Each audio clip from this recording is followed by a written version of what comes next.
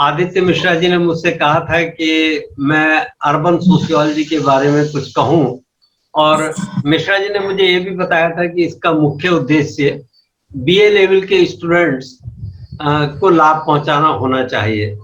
और काफी स्टूडेंट्स हिंदी माध्यम से आज बीए एमए कर रहे हैं, तो उसको ध्यान में रखते हुए, हालांकि मैंने अपनी स्लाइड्स तो अंग्रेजी में बनाई हुई है, लेकिन मैं हिंदी इंग्लिश मिक्स करके समझाने की कोशिश करूंगा। और मेरा मुख्य उद्देश्य ये होगा कि जो विद्यार्थी यहाँ पर इस मीटिंग में उपस्थित हैं, वो अर्बन सोशियोलॉजी के बारे में थोड़ी स्पष्टता डेवलप कर लें। उसके बाद तो वो किताबों को पढ़ के और गहन ज्ञान प्राप्त कर सकते हैं। तो ग्रैंड गुरु है। तो अर्बन सोशियोलॉजी में देखिए दो शब्द हैं, अर्बन और सोशियोलॉजी। तो विद्यार्थियों, अर्बन सोशियोलॉजी में दो शब्द हैं, अर्बन और सोशियोलॉजी। तो मैं अभी अपने प्रेजेंटेशन में ये डिफाइन करूंगा, परिभाषित करूंगा कि अर्बन का क्या अर्थ है, और सोशियोलॉजी तो आप जानते हैं, आप सब सोशियोलॉजी के विद्यार्थी हैं, कि सोशियोलॉजी में हम सामाजिक घटनाओं के, सामाजिक संगठनों के और सामाजिक संस्थाओं के पारस्परिक संबंधों का अध्ययन करते हैं। तो अर्बन, अगर हमको पता लग जाए कि अर्बन क्या है, तो उसका मतलब होगा कि अर्बन या नगरीय क्षेत्रों में रहने वाले लोग, उनकी सामाजिक संस्थाओं का प्रारूप क्या है, संगठन के प्रारूप क्या है, व्यक्ति और समाज में किस प्रकार का संबंध है, और नगरीय सभ्यता या नगरीय जीवन या नगरीय संगठन ग्रामीण सभ्यता, ग्रामीण संस्था और ग्रामीण सभ्यता संगठनों से किस प्रकार से अलग है। तो ये हम लोगों को समझने की कोशिश करनी चाहिए। तो जहाँ तक परिभाषा की बात है, तो नगरीय, एक शब्द हम यूज करते हैं, लोकैलिटी। तो लोकैलिटी का मतलब कोई स्थान। तो सेंसस में स्थान को एक परिभाषित करते हैं, और स्थान दो प्रकार के हो सकते हैं, नगरीय और ग्रामीण। लगभग विश्व के सभी देशों में जनसंख्या में या दूसरे सर्वेक्षणों में सभी स्थानीय निकायों को दो हिस्सों में बांटा जाता है, नगरीय और ग्रामीण। तो नगरीय क्या होते हैं? नगर हम उन इकाइयों को कहते हैं जहां पर अधिक आबादी रहती हो, साइज डेंसिटी एंड डाइवर्सिटी, जहां पे अधिक लोग रहते हो, जहां का जनसंख्या का घनत्व अधिक हो। जनसंख्या का घनत्व का मतलब है कि एक निश्चित क्षेत्रफल में अधिक लोगों का रहना, या डाइवर्सिटी, विविधता। तो जहां पर आकार, घनत्व और विविधता अधिक पाई जाती है, उस प्रकार की इकाइयों को हम नगरीय इकाइयां कहते हैं। तो सेंसस में सारी इकाइयों को, जिन इकाइयों से भी आंकड़े एकत्रित करते हैं, उनको हम दो हिस्सों में बांटते हैं, और आकार, घनत्व और विविधता के आधार पर हम तय करते हैं कि कोई इकाई नगरीय है या नगरीय नहीं है। जो इकाइयां नगरीय नहीं है, उन सबको हम ग्रामीण कहते हैं।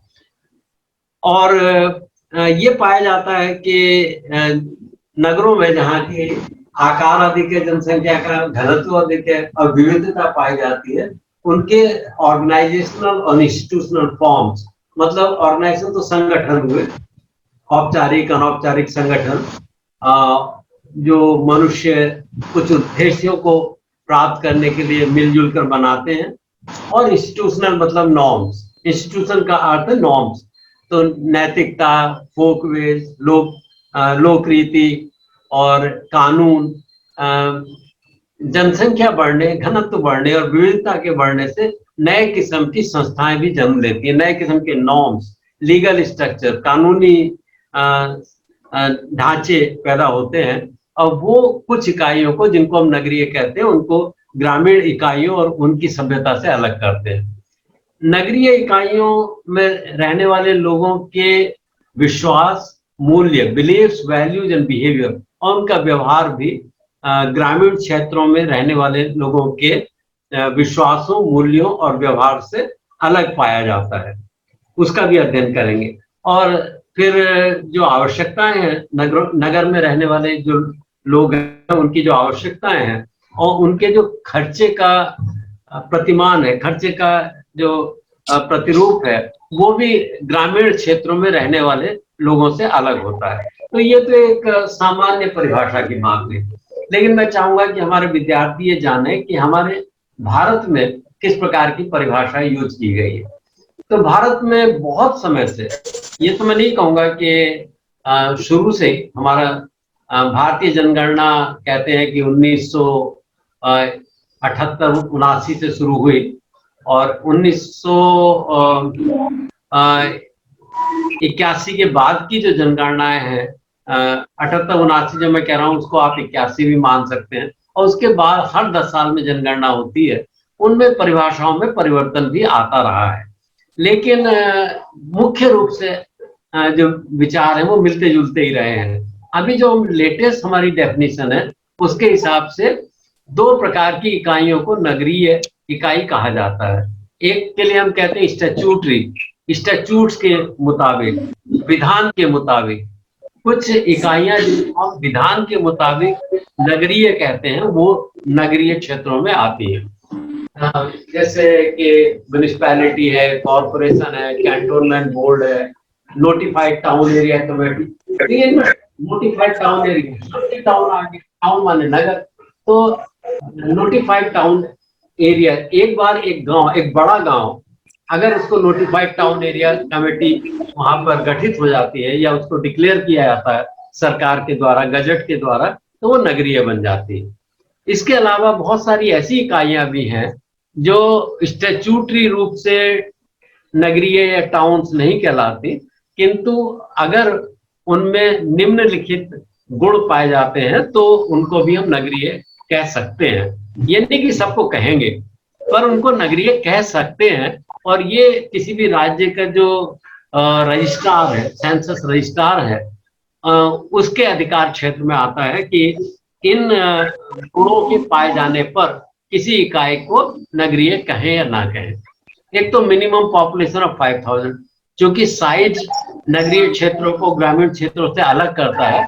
तो फिर हमें एक साइज का एक थ्रेशोल्ड भी तय करना पड़ेगा कि कितनी आबादी, कितनी जनसंख्या पर हम कहेंगे कि ये इकाई नगरीय है। तो भारत की जनगणना के अनुसार वो क्षेत्र जहां पर 5000 या उससे अधिक लोग रहते हैं उनको हम नगरीय कहते हैं। और 75% of the main working population, ये 2-3 यहाँ पे शब्द मिलजुल के आ रहे हैं, मेन वर्किंग पॉपुलेशन, इन सब के कुछ मायने हैं। वर्किंग पॉपुलेशन वो जनसंख्या जो कि काम करती है, जो जनगणना के काम करने वालों में आती है, उनमें फीमेल्स को हम कंसिडर नहीं करते, क्योंकि फीमेल्स का वर्क से रिलेटेड डेटा उतना विश्वसनीय नहीं होता। और एक तो ये एक हमने थ्रेशोल्ड, एक सीमा निर्धारित कर दी कि वो इकाइयां जहां पर 5000 या उससे अधिक लोग पाए जाते हैं उनको हम नगरीय कह सकते हैं। ये मैं फिर जोर दे के कहूंगा, क्योंकि किताबों में आपको ये नहीं मिलने वाला कि कह सकते हैं। और अल्टीमेटली ये रजिस्ट्रार के ऊपर निर्भर करता है कि उसको वो कहे या ना कहे। आपको ऐसे बहुत सारे गांव भी मिलेंगे जनगणना में जिनकी आबादी 10,000, 15,000, 20,000 की आबादी भी है, और फिर भी उनको दूसरे गुणों के कारण से नगरीय नहीं माना गया, उनको ग्रामीण ही माना गया। लेकिन हाँ, अगर कहीं 5,000 की आबादी है या मेन वर्किंग पॉपुलेशन, क्योंकि फीमेल का डेटा रिलायबल नहीं माना जाता। और ये मेन वर्किंग का मतलब जब हम किसी वर्कर से पूछते हैं कि अच्छा तुमने क्या कोई लाभ का कार्य किया इस वर्ष में, तो और कितने दिन किया, तो अगर किसी व्यक्ति ने 6 महीने से अधिक लाभ का कार्य किया तो उसको हम मेन वर्किंग पॉपुलेशन का हिस्सा मानते हैं। और अगर 6 महीने से कम कार्य किया तो उसको मार्जिनल वर्कर कहते हैं। तो यहाँ पर जो मेल वर्किंग पॉपुलेशन है, मतलब वो पॉपुलेशन जिसने पिछले 6 महीनों में काम किया है, उनमें अगर 75% लोग non agricultural pursuit, non agriculture क्या होते हैं? नॉन एग्रीकल्चर में मैन्युफैक्चरिंग भी आता है, नॉन एग्रीकल्चरल में सर्विस सेक्टर भी आता है। तो जैसे जो उद्योगों में लगे हुए हैं, जो लघु उद्योग में लगे हुए हैं, जो भवन निर्माण में लगे हुए हैं, जो यातायात व्यवसाय में लगे हुए हैं, वाणिज्य में लगे हुए हैं, जो शिक्षा और स्वास्थ्य के क्षेत्र में है, या किसी भी ऐसे अन्य क्षेत्र में जिसको हम खेती वाला क्षेत्र नहीं कह सकते। तो उनमें यदि 75% लोग हैं, मतलब 75% of working population is engage in non agricultural pursuits, तो ऐसी इकाइयों को भी हम नगरीय कह सकते हैं। और डेंसिटी का जो पैमाना है वो हमारे यहाँ ये सीमा फिक्स की गई है 400 पर स्क्वायर किलोमीटर, या अगर माइल्स में बोलें तो 1000 व्यक्ति पर स्क्वायर माइल। तो ये तो क्योंकि हम अर्बन सोशियोलॉजी की बात कर रहे हैं, तो पहले तो अर्बन शब्द के बारे में क्लैरिटी होनी चाहिए। तो मैंने सबसे पहले आपको ये बताया कि अर्बन क्या होता है। और अर्बन जो है ग्रामीण क्षेत्रों से साइज, डेंसिटी और डाइवर्सिटी 3 आधारों पर अलग होते हैं। और भारत में इनके जो पैमाने निश्चित किए गए हैं वो इस प्रकार से हैं कि अगर कोई संवैधानिक रूप से या वैधानिक रूप से कोई इकाई नगरीय कहलाती है, म्युनिसिपैलिटी, म्युनिसिपल कॉर्पोरेशन, कैंटोनमेंट या नोटिफाइड टाउन एरिया कमेटी, तो वो तो अर्बन होएगी ही होएगी। उसके अलावा अगर कुछ जननांकीय आधार ऐसे पाए जाते हैं तो उनको भी हम नगरीय कह सकते हैं। तो उन जननांकीय आधारों में 5000 की आबादी, 75% मेल मेन वर्किंग, ये तो हुई कि अर्बन होता क्या है। 5000 की आबादी, 75% of male main working population in non agricultural sector and density of population of 400 पर स्क्वायर किलोमीटर और अबव। तो जैसे मैंने कहा कि जनगणना के प्रारंभ से अब तक थोड़ा बहुत परिभाषाओं में परिवर्तन आया है, लेकिन ये परिभाषा जो लेटेस्ट है, जो 2011 की जनगणना में यूज की गई थी, वो काफी कुछ बताती है कि भारत में परिभाषाएं किस प्रकार की रही है। अब हम आते हैं कि नगरीयकरण या नगरों का विस्तार किस गति से हो रहा है। अर्बनाइजेशन या नगरीयकरण का मतलब है कि नगरों का विस्तार और सापेक्षिक रूप से ग्रामीण जनसंख्या के सापेक्ष नगरीय क्षेत्रों के विस्तार की दर। तो मित्रों, आजकल हम लोग सारी दुनिया के देश और उसमें हमारा देश भी शामिल है, डेमोग्राफिक ट्रांजिशन के बीच से गुजर रहे हैं। डेवलप्ड कंट्रीज ने डेमोग्राफिक ट्रांजिशन कंप्लीट कर लिया है और हम लोग अभी बीच में है। डेमोग्राफिक ट्रांजिशन का मतलब है कि एक जमाना था जबकि बर्थ रेट और डेथ रेट, मृत्यु दर और जन्म दर सभी देशों में बहुत हाई थी। अभी विस्तार में मैं नहीं जा सकता कितनी हाई थी, लेकिन दोनों ही बहुत हाई थे और ग्रोथ रेट ऑफ पॉपुलेशन लगभग 0 थी। और ट्रांजिशन कंप्लीट होने के बाद फिर जनसंख्या की वृद्धि दर 0 हो जाती है, लेकिन अब उसके लिए जन्म दर और मृत्यु दर दोनों ही बहुत ही लो लेवल पे आ जाते हैं।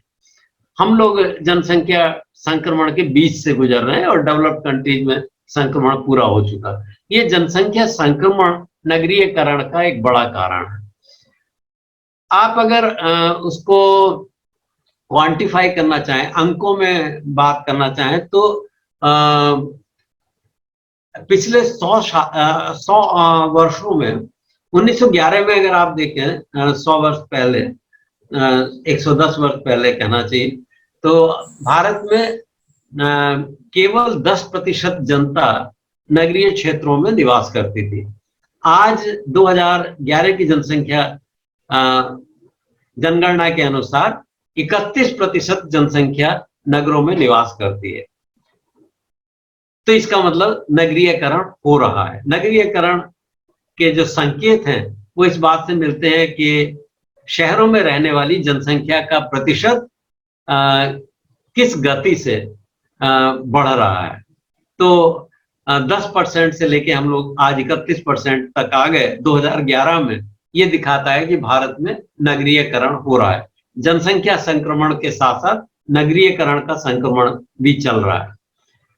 और इसके दोनों कारण मैंने कहा कि दो प्रकार से हम नगरों को आइडेंटिफाई चिन्हित करते हैं, उसमें दोनों का रोल है। स्टैट्यूटरी टाउन्स भी हैं और सेंसस टाउन्स भी है, डेमोग्राफिक टाउन्स भी है। तो 2001 से 2011 की जनगणना के अनुसार हमारे स्टैट्यूटरी टाउन्स की संख्या 242 बढ़ी और डेमोग्राफिक टाउन्स की संख्या 2532 बढ़ी। अभी क्यों बढ़ गई? क्योंकि कल्पना कीजिए कि एक गांव है जिसकी आबादी 4000 है, तो अभी तो वो गांव कहलाएगा। अगली जनसंख्या के समय, जनगणना के समय वो गांव कहलाएगा। लेकिन उससे अगली जनगणना के समय, अगले 10 साल में अगर उसकी आबादी 4000 से बढ़ के 5500 हो जाती है, तो वो फिर नगरीय क्षेत्रों में गिना जाएगा। ऐसे सेंसस टाउन जो बढ़े 2001 से 2011 के बीच, उनकी संख्या है 2532। आपके लिए ये एक महत्वपूर्ण आंकड़ा होगा कि जो हमारी पिछली जनगणना हुई थी, उसमें पहली बार ये पाया गया कि नगरीय क्षेत्रों में जो जनसंख्या की बढ़ोतरी थी, वो ग्रामीण क्षेत्रों में होने वाली बढ़ोतरी से कहीं ज्यादा थी। पहली बार ऐसा 2011 की जनगणना में देखने में आया। तो ये अर्बन सोशियोलॉजिस्ट के लिए एक महत्वपूर्ण बिंदु है। मैंने 1921 के बारे में एस्टिमेट किया, अनुमान लगाया। वास्तव में मेरा जो पढ़ना लिखना था डेमोग्राफी के क्षेत्र में, वो अर्बनाइजेशन से ही शुरू हुआ था। और मेरा पहले पेपर में बात सन 72 की होगी, तो मेरा पहला पेपर इस पे था कि महाराष्ट्र के जिले और विभिन्न जिलों में नगरीय और ग्रामीण क्षेत्रों की जनसंख्या का अनुमान लगाना। वही मेथड लगा के जब मैंने देखा, तो देखा कि भारत में 1921 में 1921 की जनगणना तो अभी हो नहीं रही है।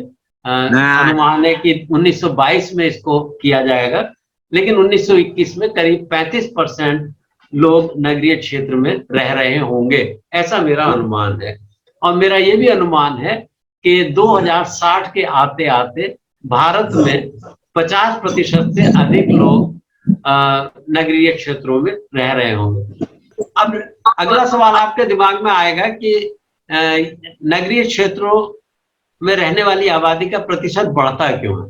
तो उसके दो कारण अर्बन सोशियोलॉजी में माने जाते हैं। एक तो नेचुरल ग्रोथ और दूसरे माइग्रेशन। नेचुरल ग्रोथ का मतलब ये है कि जो नगरीय क्षेत्र हैं वहां भी बच्चे पैदा हो रहे हैं और वहां लोग मर भी रहे हैं, तो ये पैदा होने वालों की संख्या माइनस मरने वालों की संख्या, इसको हम कहते हैं नेचुरल ग्रोथ।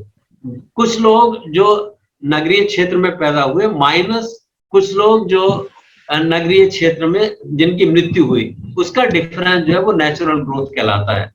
तो अगर कहीं से बाहर से ना भी आए लोग नगरों में रहने के लिए, तो अभी नेचुरल ग्रोथ की वजह से तो जनसंख्या बढ़ेगी बढ़ेगी, तो नेचुरल ग्रोथ एक फैक्टर है।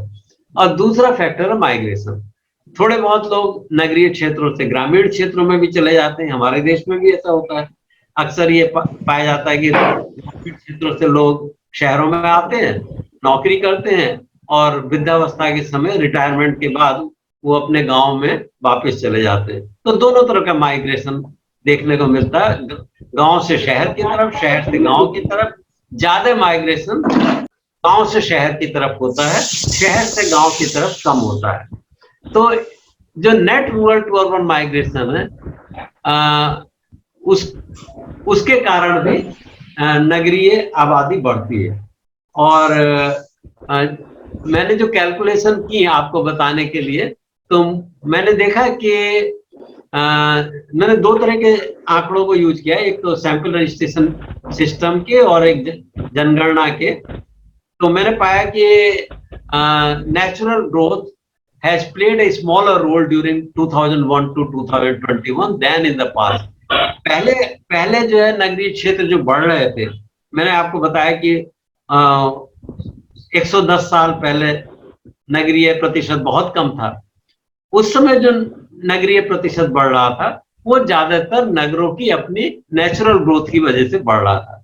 गांव से शहर में की ओर होने वाला जो स्थानांतरण था या माइग्रेशन था वो बहुत सीमित था। लेकिन पिछले दिनों में जो नगरों की संख्या बढ़ रही है वो मुख्य रूप से इस माइग्रेशन या स्थानांतरण के कारण बढ़ रही है। नेचुरल ग्रोथ का रोल कम हो गया है और आने वाले टाइम में जबकि अर्बन एरियाज में फर्टिलिटी और कम हो जाने वाली है और ग्रामीण क्षेत्रों में भी फर्टिलिटी कम हो जाने वाली है, जिसको हम टोटल फर्टिलिटी रेट से नापते हैं, तो उसके कम हो जाने से या अगर वो कम ना भी हो, ऑलरेडी हम लोग औसतन बच्चे हमारे 2.2 पे पहुंच गए, अगर ये और कम ना भी हो तो अभी जैसे जैसे हमारा एज डिस्ट्रीब्यूशन जनसंख्या का उसकी उम्र बढ़ती जाएगी, वो एजिंग जिसको हम एजिंग कहते हैं, यानी कि बूढ़ों का प्रपोर्शन, बूढ़ों का प्रतिशत जनसंख्या में जैसे जैसे बढ़ेगा तो ये नेचुरल ग्रोथ उतना इम्पोर्टेंट फैक्टर नहीं रह जाएगा और आने वाले टाइम में नगरों में जो वृद्धि होने वाली है वो ज्यादातर गांव से शहर की ओर आने वाले स्थानांतरण के कारण ही होगी। अब हम इन नगरीकरण की स्टडी के पीछे कारण क्या थे? देखिए, इसके पीछे कारण ये थे, मुख्य रूप से कारण ये थे कि समाजशास्त्री, वो आगे एक स्लाइड में मैंने बताया है कि जो समाजशास्त्री नगरों की भूमिका को लेके और नगरों में जीवन किस प्रकार का होगा उसको लेके बड़े अनिश्चित और भयभीत थे। ये मैं भारत की बात नहीं कर रहा, बल्कि आज से 100 साल पहले जहाँ विदेशों में, यूरोप में, अमेरिका में और औद्योगिक रूप से संपन्न देशों में जहां भी नगरीकरण हुआ तो समाजशास्त्रियों की पहली पीढ़ी इस बात को लेकर चिंतित थी कि ये नगरीकरण हो रहा है जो जीवन की गुणवत्ता के लिए अच्छी बात नहीं है। और जीवन की गुणवत्ता में ये बातें आती हैं कि वहाँ की मृत्यु दर क्या है। आपको ये जान के ताज्जुब होगा कि शुरू में नगरीय समाज में डेथ रेट ग्रामीण समाज से अधिक था, इतना अधिक था कि लोग ये कहते थे कि बम्बई में लोग मरने के लिए जाते हैं। गांव से लोग जाते थे, छोटा सा गांव कस्बा था बम्बई, और हार्ड फिजिकल लेबर करते थे, शिप में काम करते थे, पोर्ट पे काम करते थे, उद्योगों में काम करते थे, मिलों में काम करते थे और दूसरे छोटे मोटे धंधे करते थे। और वहाँ स्लम एरिया, झोपड़पट्टियों में रहते थे। कड़ी मशक्कत करने के कारण और पोषक भोजन न मिलने के कारण, दवा दारू का प्रबंध न होने के कारण और अन्य बहुत सारे कारणों से और लॉन्ग वर्किंग आवर्स की वजह से नगरों की हालत बहुत खराब थी और व्यक्ति अकेलेपन का भी शिकार था। समाजशास्त्रियों के लिए ये अकेलेपन का शिकार होना एक बड़ा महत्वपूर्ण सामाजिक कंस्ट्रक्ट या एक अवधारणा है और ऐसा देखा गया कि नगरीकरण से एक बड़ा भारी संकट आने वाला है। तो जब नगरीकरण तेजी से होता है तो जीवन की गुणवत्ता नगरों में उतनी अच्छी नहीं होती। तब की बात कर रहा हूँ जब बम्बई में रहने वाले लोगों का डेथ रेट गांव के डेथ रेट से ज्यादा था। आज तो सभी शहरों में लगभग डेथ रेट कम है गांव की अपेक्षा, क्योंकि वहां पे चिकित्सा सुविधा है, वर्किंग कंडीशन बेटर हुई है, खाने पीने में बेहतरी हुई है और ट्रांसपोर्ट, कम्युनिकेशन, इंडस्ट्री में भी बेहतर इंतजाम किए गए। लेबर लॉज में भी चेंजेज आए हैं। अब कहीं भी अमूमन 10 घंटे, 12 घंटे, 15 घंटे का काम नहीं लिया जाता, 8 ही घंटे का काम लिया जाता है। तो इन सब कारणों से मजदूरों की हालत सुधरी है और शहर अब उतने बुरे नहीं रहे जितना कि किसी जमाने में थे। जिसकी वजह से हम कहते थे कि गांव से लोग बम्बई जाते हैं वो मरने के लिए जाते हैं। वहां गए, 5-10 साल काम किया, घर पैसे भेजे और मर गए। लाइफ एक्सपेक्टेंसी बहुत कम थी। आज हमारी लाइफ एक्सपेक्टेंसी करीब 70 है, शहरों में थोड़ा ज्यादा है, गांव में थोड़ा कम है। लेकिन वो जमाना था जबकि शहरों में भी लाइफ एक्सपेक्टेंसी मुश्किल से 20 से 30 के बीच होती थी। अब समाजशास्त्री जो ये भी जानना चाहेंगे कि वो मुख्य रूप से किस प्रकार के सिद्धांत हैं जो अर्बन सोशियोलॉजी में देखने को मिलते हैं। तो मैं कुछ ऐसे सिद्धांतों की बात करूंगा। वो सिद्धांत इकोनॉमिक्स से आए हैं, डेमोग्राफी से आए हैं, पॉलिटिकल साइंस से आए हैं, geography, psychology, sociology. Urban sociology में लगभग सभी क्षेत्रों के विद्वानों ने अपना योगदान दिया है। मुख्य रूप से मैं सामाजिक सिद्धांतों की बात करूंगा। तो जैसे मैं अभी कह रहा था कि जो शुरू शुरू के समाजशास्त्री थे, उनके कुछ के नाम भी लिखे हैं। मैक्स वेबर, जॉर्ज सिमल का नाम लिखा मैंने, ओसवाल्ड स्पेंगलर का नाम लिखा। ये सब नगरों के बारे में आशंकित और भयभीत थे। किसी ने भी ये नहीं सोचा कि नगर कोई अच्छी चीज है, या नगरीयकरण का होना ये समृद्धि, सफलता या जीवन की गुणवत्ता का प्रतीक है। तो ये पहला स्कूल था। इसको स्कूल सोचने के तरीकों को कहते हैं हम, स्कूल। तो पहला स्कूल जो था सोशियोलॉजी का, जर्मन स्कूल जिसको हम कहते हैं, वो एक सोचने का तरीका है और उसके हिसाब से ऐसा था कि नगरों के बारे में लोग चिंतित थे।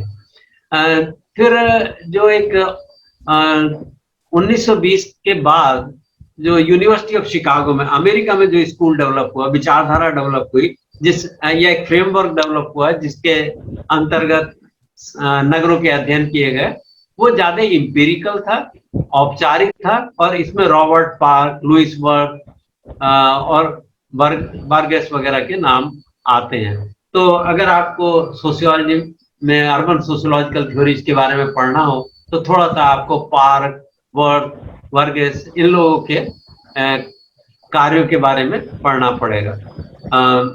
इसके अलावा मार्क्स और मार्क्स से प्रभावित लोगों का एक मैटेरियलिस्टिक, जिसको हम कहते हैं भौतिकवादी चिंतन है, वो भी एक चिंतन है जिसने कि अर्बन सोशियोलॉजिकल थ्योरी में कंट्रीब्यूट किया है, उसका अपना योगदान है। और आज जिसको हम पोस्ट मॉडर्न या आधुनिकता पश्चात के सिद्धांत कहते हैं, उनका भी अर्बन सोशियोलॉजी में कंट्रीब्यूशन है। तो अर्बन सोशियोलॉजी के जो 4 मुख्य सैद्धांतिक योगदान हैं, उनमें पहले तो ये सिमेल और मैक्स वेबर, आप सभी लोग बीए, एमए, पीएचडी, कोई भी सोशियोलॉजी का विद्यार्थी होगा, मैक्स वेबर का नाम जरूर सुना होगा, जॉर्ज सिमल का नाम सुना होगा। इन लोगों की विचारधारा है। फिर एम्पिरिकल, फॉर्मल और ज्योग्राफिकल और मॉर्फोलॉजिकल और इकोलॉजिकल वर्क्स जिन लोगों ने किए, और नगरीयकरण का एक तरह से फॉर्मल अध्ययन डेटा के आधार पे किया, वो शिकागो स्कूल है। जो नगरीयकरण को पूंजीवादी व्यवस्था के साथ जोड़ के देखता है, वो मार्क्सवादी अध्ययन है। और अंत में जो आधुनिक अध्ययन पद्धति है, पोस्ट मॉडर्न थ्योरीज, आधुनिकता पश्चात या परा आधुनिक सिद्धांत। तो परा आधुनिक सिद्धांत का भी एक महत्वपूर्ण योगदान है।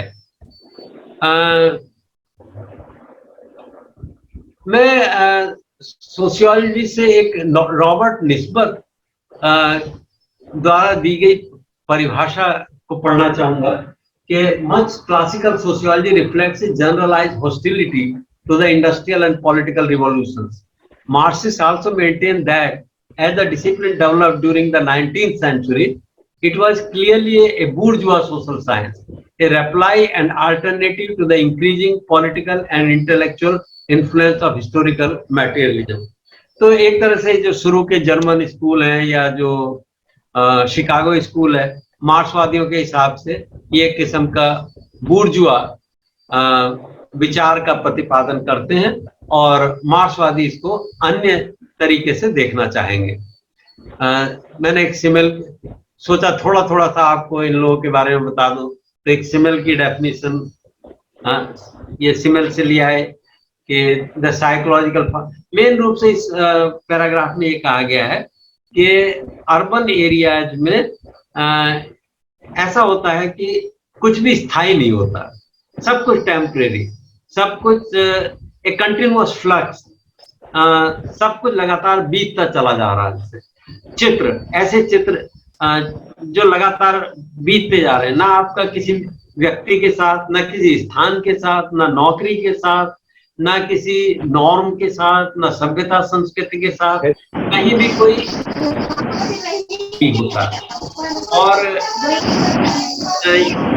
जॉर्ज सिमेल जॉर्ज सिमेल ज्यादा चिंतित इस बात को लेकर थे कि जब ऐसा समाज बनेगा जिसमें कुछ भी स्थायी नहीं होगा और आपके दोस्त, आपके रहने का स्थान, आपकी नौकरी, आपकी नियम मर्यादाएं, आपके रीति रिवाज, आपके धार्मिक विश्वास, हर चीज सुपरफिशियल होगी और लगातार परिवर्तित होते हुए रूप में होगी, तो वो समाज कैसा होगा।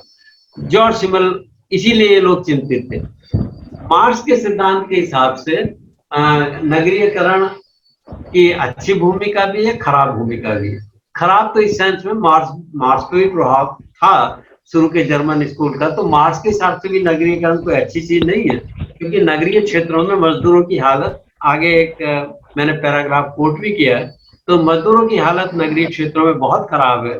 उनका स्वास्थ्य खराब है, उनकी आमदनी खराब है, उनके रहने सहने की व्यवस्था अच्छी नहीं है, और उनमें कोई सभ्यता नहीं है, और उनकी मृत्यु दर भी अधिक है, बच्चों की मृत्यु दर भी अधिक है। तो मार्क्स इन सब चीजों को लेके लिखता है। जो उसके प्रसिद्ध ग्रंथ है पूंजी, उसमें भी एक वॉल्यूम में आपको ये सब चीजें देखने को मिलेंगी, जहाँ उसका सरप्लस वैल्यू का सिद्धांत डिस्कस किया गया है, सरप्लस पॉपुलेशन का सिद्धांत, वहां उसने मजदूरों की हालत को लिखा है। लेकिन उसने ये भी कहा कि नगरीयकरण में एक क्रांति की संभावना भी है, क्योंकि बहुत सारे लोग एक स्थान पर, बहुत सारे मजदूर जो अलग अलग स्थानों से आए हुए होते हैं और जिनके विचारधाराएं, सभ्यता, संस्कृति, धर्म, भाषा अलग अलग होती हैं, वो एक ही जगह आके जब काम करते हैं, एक साथ रहते हैं और ये महसूस करते हैं कि कुछ गड़बड़ है, समाज में कुछ गड़बड़ है, सामाजिक व्यवस्था में कुछ गड़बड़ है जो हमारी बुरी स्थिति के लिए जिम्मेदार है। तो वो धीरे धीरे समझने लगते हैं कि ये पूंजीवादी व्यवस्था है जो हमारी इस प्रकार की जिंदगी के लिए उत्तरदायी है, और वो सब मिलजुल के संगठन बनाते हैं और उसको परिवर्तित करने का प्रयास करते हैं, संघर्ष करते हैं, विद्रोह करते हैं, और तब एक नया समाजवादी समाज स्थापित होता है। तो उस सेंस में नगरीयकरण एक अच्छी बात भी, बुरी बात इसलिए क्योंकि नगरों में मजदूर का, मनुष्य का जीवन, मजदूर और मनुष्य, कार्ल मार्क्स एक ही सेंस में यूज करता है, क्योंकि जो बहुत पैसे वाले, जो पूंजी, जो बुर्जुआ है, जो पैसे वाले लोग हैं, वो तो संख्या में बहुत कम है। ये रेदिमी कोई विद्यार्थी है, उन्होंने म्यूट नहीं किया हुआ और उससे नॉइज आ रही। रेदिमी कृपया इसको म्यूट कर लीजिए। तो लेकिन नगरीयकरण में कार्ल मार्क्स इस बात की संभावना भी देख रहा है कि जो देश नगरीयकृत हो जाएंगे, तो उन देशों में मजदूरों की फॉल्स कॉन्शियसनेस, या जो उनके पुराने झूठे अंधविश्वास, धार्मिक, सामाजिक, भाषाई और दूसरे प्रकार के जो अंधविश्वास और उनके जो तथ्यहीन चिंतन है, उनको तोड़ने में मदद मिलेगी और सारे मजदूर मिलजुल के एक समाजवादी पार्टी का गठन करेंगे और पूंजीवादी व्यवस्था को चैलेंज करेंगे और एक नया अच्छा समाजवादी समाज बनेगा, जैसा कहीं कहीं देखने को मिल रहा था कि हाँ, कार्ल मार्क्स ने कहा था कि इंग्लैंड में जो भी कंट्रीज इंडस्ट्रियली एडवांस होंगे, मोस्ट एडवांस कंट्रीज, वहां पर समाजवाद पहले आएगा। तो उसको लग रहा था कि इंग्लैंड में जहां औद्योगिकीकरण हो रहा है, जहां पर नगरीयकरण हो रहा है, वहां मजदूर अधिक जागरूक भी हैं और ये मजदूर अपनी जो पूंजीवादी श्रृंखलाओं को जल्दी ही काट के फेंक देंगे और जो गरीब देश हैं या अविकसित देश हैं उनमें थोड़ा टाइम लगेगा, क्योंकि वहां नगरीयकरण कम है। उसके बाद न्यू मार्क्सिस्ट हैं, मिल्स है, मार्कूज है, फ्रॉम है, एरिक फ्रॉम, ये लोग भी मार्क्स के उस सवाल को उठाते हैं कि मजदूर वर्ग में क्रांतिकारी चेतना कब होगी, कैसे होगी, लेकिन वो ये भी उठाते हैं, क्योंकि ये बाद के लेखक हैं, कि जो समाजवादी देश हैं, जैसे इनके सामने का जो सोवियत रशिया था, तो वहां मजदूरों की हालत क्यों अच्छी नहीं हुई, सोशलिस्ट कंट्रीज और कैपिटलिस्ट कंट्रीज में मजदूरों की हालत में क्यों फर्क नहीं है, और बहुत सारे जो औद्योगिक रूप से विकसित देश हैं वहाँ क्रांतिकारी चेतना मजदूरों में क्यों नहीं आई। तो इन लोगों का सोचने का ढंग थोड़ा अलग हो गया, लेकिन है ये भी मार्क्सिस्ट। जितने भी न्यू मार्क्सिस्ट, मैं तो कहूंगा जितनी भी पोस्ट मॉडर्निस्ट हैं, इनमें भी अधिकांश पर मार्क्स की विचारधारा का प्रभाव है। सिर्फ ये कि मार्क्स की विचारधारा को इन्होंने मनोवैज्ञानिक, कल्चरल, सांस्कृतिक और वैज्ञानिक और अति आधुनिक विचारधाराओं को लेके नगरीयकरण की स्थिति का अध्ययन किया है। एंजल्स, ये मैं जो कह रहा था कि एंजल्स से ये condition of the working class, Frederick angels ने लिखा है इसको।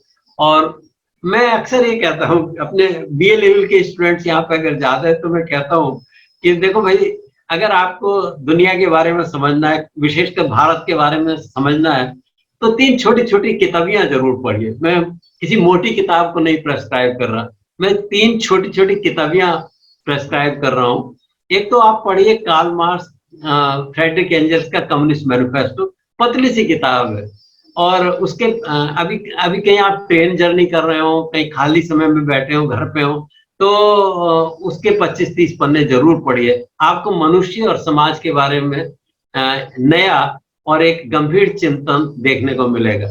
दूसरी मैं कहता हूँ कि गांधी जी ने एक किताब लिखी थी बहुत पहले, जब वो अफ्रीका से भारत में आए तभी, और स्वराज का आंदोलन चल रहा था। एक पतली सी किताब है उनकी, हिंद स्वराज। हो सकता है आप में से 1-2 किसी विद्यार्थी ने देखी हो, लेकिन आजकल हम ये सब चीजें भूलते जा रहे हैं। तो मैं कहता हूं कि हिंद स्वराज एक पतली सी किताब है, उसको आप जरूर पढ़िए। और उसको पढ़ने से आपको पता लगेगा कि भारत का समाज किस प्रकार का है, भारत की स्वतंत्रता का स्वरूप क्या होना चाहिए, और जो प्रश्न गांधी जी ने उस समय उठाए थे, आज 2021 में भी वो सारे प्रश्न उसी तरह से ज्वलंत हैं। और जिन चीजों से वो लड़ना चाहते थे, या भारत के एकीकरण के लिए जिन प्रश्नों से वो जूझ रहे थे, स्वराज का प्रश्न था, शूद्रों का प्रश्न था, हिंदू मुस्लिम एकता का प्रश्न था, गांव के जीवन का प्रश्न था, और नगरीय जीवन की अनिश्चितताओं और एलिनेशन का प्रश्न था, नैतिक गिरावट का प्रश्न। वो सारे प्रश्न आज भी ऐसे के ऐसे ही हैं। और गांधी जी की ये हिंद स्वराज हमको अपने सभी प्रश्नों, चाहे वो नगरीय समाज के बारे में हो, चाहे वो ग्रामीण समाज के बारे में, उनके बारे में सोचने के लिए मजबूर करती है। फिर एक तीसरी पतली सी किताब, फिर दीनदयाल उपाध्याय जी, जिन्होंने भारतीय जनता पार्टी का मैनिफेस्टो लिखा था, तो उनकी बड़ी पतली सी किताब है। एक्चुअली वो 4 लेक्चर थे उनके बम्बई के, उनको संग्रहित कर लिया गया, और उसका नाम है इंटीग्रल ह्यूमनिज्म, समावेशी मानवतावाद, या कुछ ऐसी हिंदी हम उसकी कर सकते हैं। तो ये समावेशी मानवतावाद, मुझे एग्जैक्टली नहीं मालूम किस हिंदी नाम से ये किताब बिक रही है, इसको आप जरूर पढ़िए। इसलिए कह रहा हूँ कि दीनदयाल जी का चिंतन मेरी दृष्टि में, आप कोई और मुझसे डिफर कर सकता है, पर मेरी दृष्टि में दीनदयाल जी का चिंतन वही है जो गांधी जी का चिंतन था। हाँ, गांधी जी ने जो लिखा था हिंद स्वराज को, वो 1908-9 में लिखा था, और दीनदयाल जी ने आजादी के बाद लिखा, या कहा, बोला, लिखा नहीं, बोला। उन्होंने जो बोला वो देश की स्वतंत्रता के बाद बोला, और इसलिए उनका जो बोलना है, दीनदयाल जी का जो बोलना है, वो अपेक्षाकृत अधिक आधुनिक है। लेकिन प्रश्न वही है और उनके समाधान भी वही है। और दीनदयाल उपाध्याय भी उन्हीं इमेजेस की खोज में है जिनकी खोज में गांधी जी थे। और कैसे आर्थिक व्यवस्था कैसी हो, धार्मिक व्यवस्था कैसी हो, व्यक्ति और समाज का संबंध किस प्रकार का हो, किसको हम विकास कहेंगे, ये सारे प्रश्नों को उसमें उठाया गया है। और इनके उत्तर भी संकेतों के माध्यम से दिए गए हैं। तो संकेत है, इसका मतलब ये कि आपके पास उनकी व्याख्या करने के नए नए तरीके हो सकते हैं। जरूरी नहीं कि जो मेरी व्याख्या होगी दीनदयाल उपाध्याय जी की इंटीग्रल ह्यूमनिज्म की, आपकी भी वही हो, आप अलग तरह से सोच सकते हैं, लेकिन इसको पढ़िए जरूर। तो मैं विद्यार्थियों से हमेशा कहता हूँ, ये 3 पतली किताबें, मैं बड़ा असाइनमेंट देने में बिलीव नहीं करता, छोटी छोटी 3 किताबें, इनको जरूर पढ़िए। तो हाँ, ये एंजिल का की लाइनें मैं पढ़ना चाहूंगा। After roaming the streets of the capital a day और टू, ये लंदन की बात वो कर रहे हैं, मेकिंग हेडवे विद डिफिकल्टी दो the human turmoil through the human turmoil and the endless lines of vehicles. After visiting the slums of the metropolis, one realizes for the first time that these Londoners have been forced to sacrifice the best qualities of their human nature.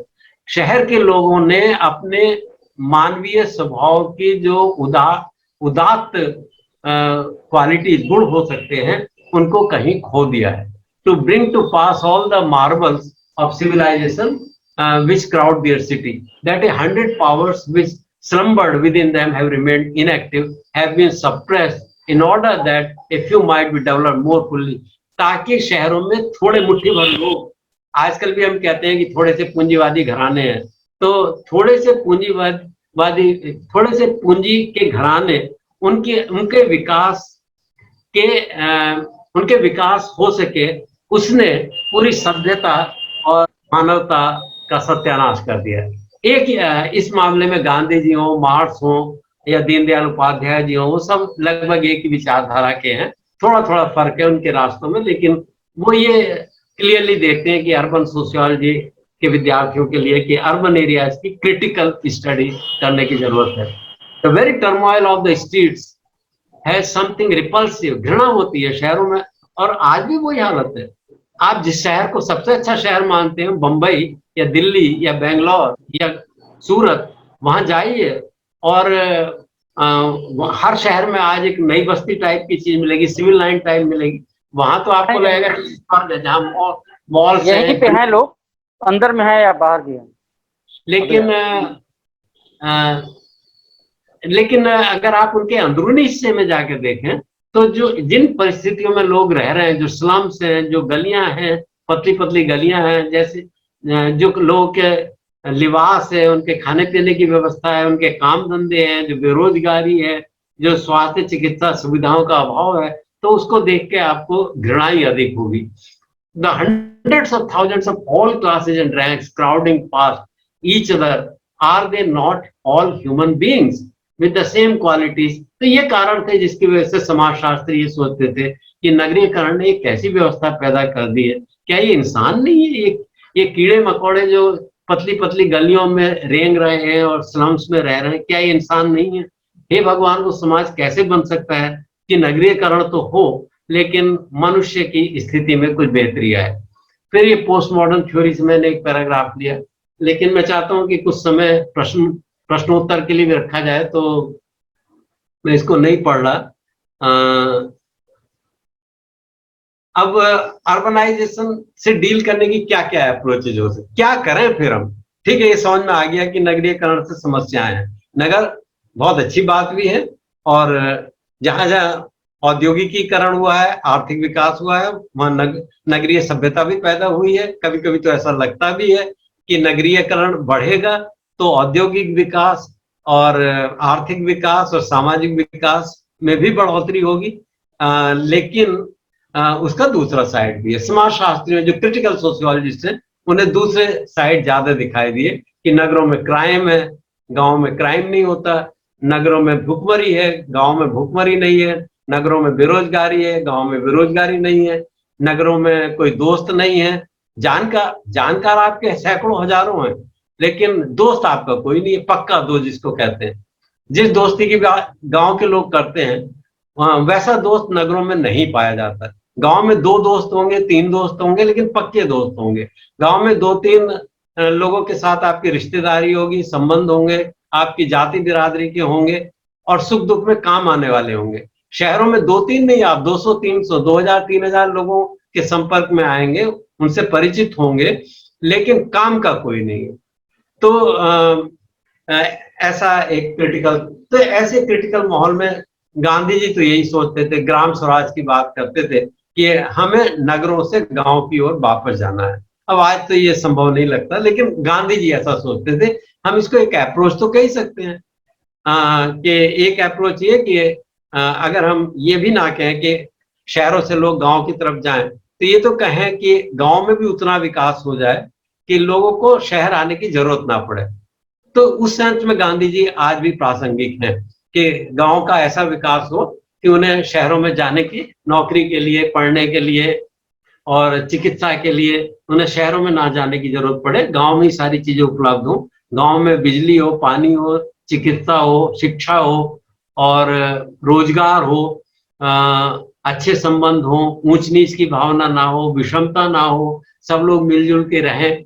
ऐसा अगर हम एक ग्रामीण समाज, एक जिसको वो कहते थे सर्वोदय पर आधारित ग्राम स्वराज, तो ऐसी व्यवस्था हो जाए तो फिर नगरीकरण की आवश्यकता ही नहीं रहेगी। बहुत थोड़े से लोग, नगर हमेशा रहे, 100 साल, 500 साल, 1000 साल पहले भी नगर होते थे, लेकिन वो नगर ज्यादातर राजा के किले के रूप में होते थे या तीर्थ स्थान के रूप में होते थे। यहाँ तक कि अगर एक राजा, चाहे वो अफगानिस्तान से आया हो, चाहे वो ईरान इराक से आया हो, चाहे वो कहीं से भी आया हो, मुस्लिम हो, पारसी हो, कोई भी हो, बाहर से आने वाला मुगल हो, तातार, कोई भी या दूसरा कोई हिंदू राजा ही अटैक करता हो, तो जो कुछ भी अटैक, आक्रमण या परिवर्तन होते थे उस उन किले में या उन नगरीय सभ्यताओं में ही होते थे। 95% आबादी जो, या उससे भी अधिक आबादी जो गांव में रहती थी, उसकी सभ्यता संस्कृति पर कोई प्रभाव नहीं पड़ता था, क्योंकि जो राजा लोग थे या जो नगर थे, वो उनका गांव के साथ एक एक्सप्लॉयटेटिव, एक शोषण का संबंध नहीं था। ये तो पूंजीवाद के आने के बाद या आधुनिकता के बाद या औद्योगिकीकरण के बाद या विकास का जो हमने प्रारूप चुना, उसके बाद शहर जो है गांव के शोषण का आधार बन गए और गांव का आदमी अधिक से अधिक डिपेंडेंट होता चला। तो ये एक गांधी जी का चिंतन था। और जो हमारी सरकारों का चिंतन है कि अर्बनाइजेशन बढ़ना चाहिए, अर्बनाइजेशन और डेवलपमेंट में एक रिलेशनशिप है, और जितना अर्बनाइजेशन होगा उतना ही डेवलपमेंट होगा, ये भी एक चिंतन है।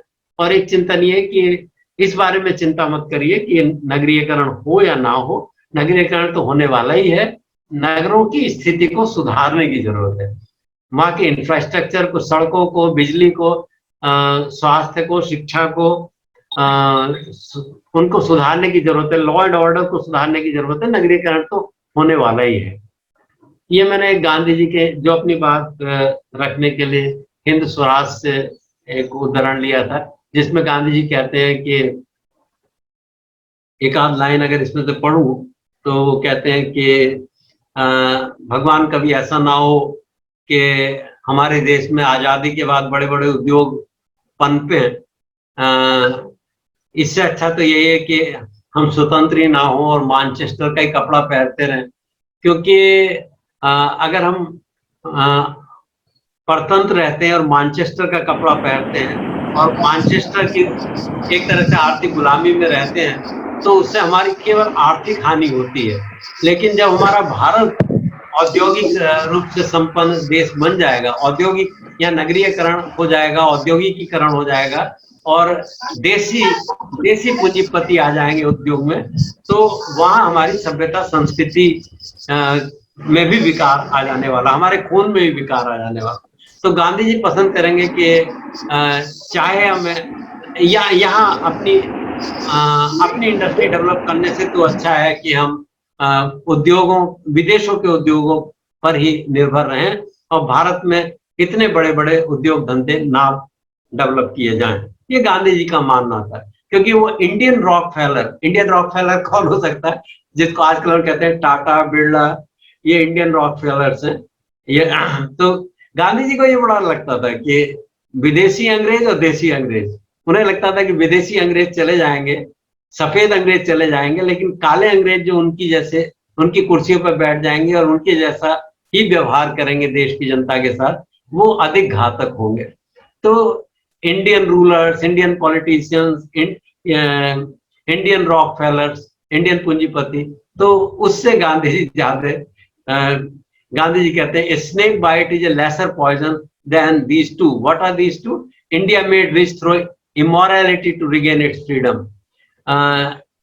I fear we shall have to admit that moneyed men support British rule. Their interest is bound up with its stability. जो पैसे वाले लोग हैं उनको तो ब्रिटिश रूल से फायदा हो रहा है और वो उसको सपोर्ट करते हैं। वही स्थिति आज भी है। आज भी क्या ऐसा नहीं है कि जो हमारा पढ़ा लिखा वर्ग है, जो तथाकथित संभ्रांत वर्ग है, नगरीय वर्ग है, वो तो सरकारों के साथ, उनको सरकार जिसको विकास कहती है उस विकास के साथ है, और अधिकांश जनता विकास का दंश झेल रही है। तो अगर आप गांधी जी की बात करेंगे तो शहरों में या पढ़े लिखे लोगों में तो शायद आपकी बात कोई ना मानने वाला हो, लेकिन आज भी अगर आप गांव की जनता से, बेरोजगारों से, छोटे किसानों से, मजदूरों से गांधी जी का जाके जिक्र करेंगे और उनकी विचारधारा को रखेंगे तो कहेंगे हाँ, ये ग्राम स्वराज की जो विचारधारा है ये तो बहुत ही अच्छी है। अगर ऐसा कुछ हो जाए तो बहुत ही अच्छा। फिर मैंने कुछ स्लाइड्स बनाई थी, ये कि जो अगर हम ये देखना चाहें हमारे आजादी के बाद हमारी योजना के हिसाब से नगर की तरफ किस प्रकार से उन्मुख रहे हैं प्रशासक और राजनीतिज्ञ, तो 5 ईयर प्लान्स को पढ़ सकते हैं।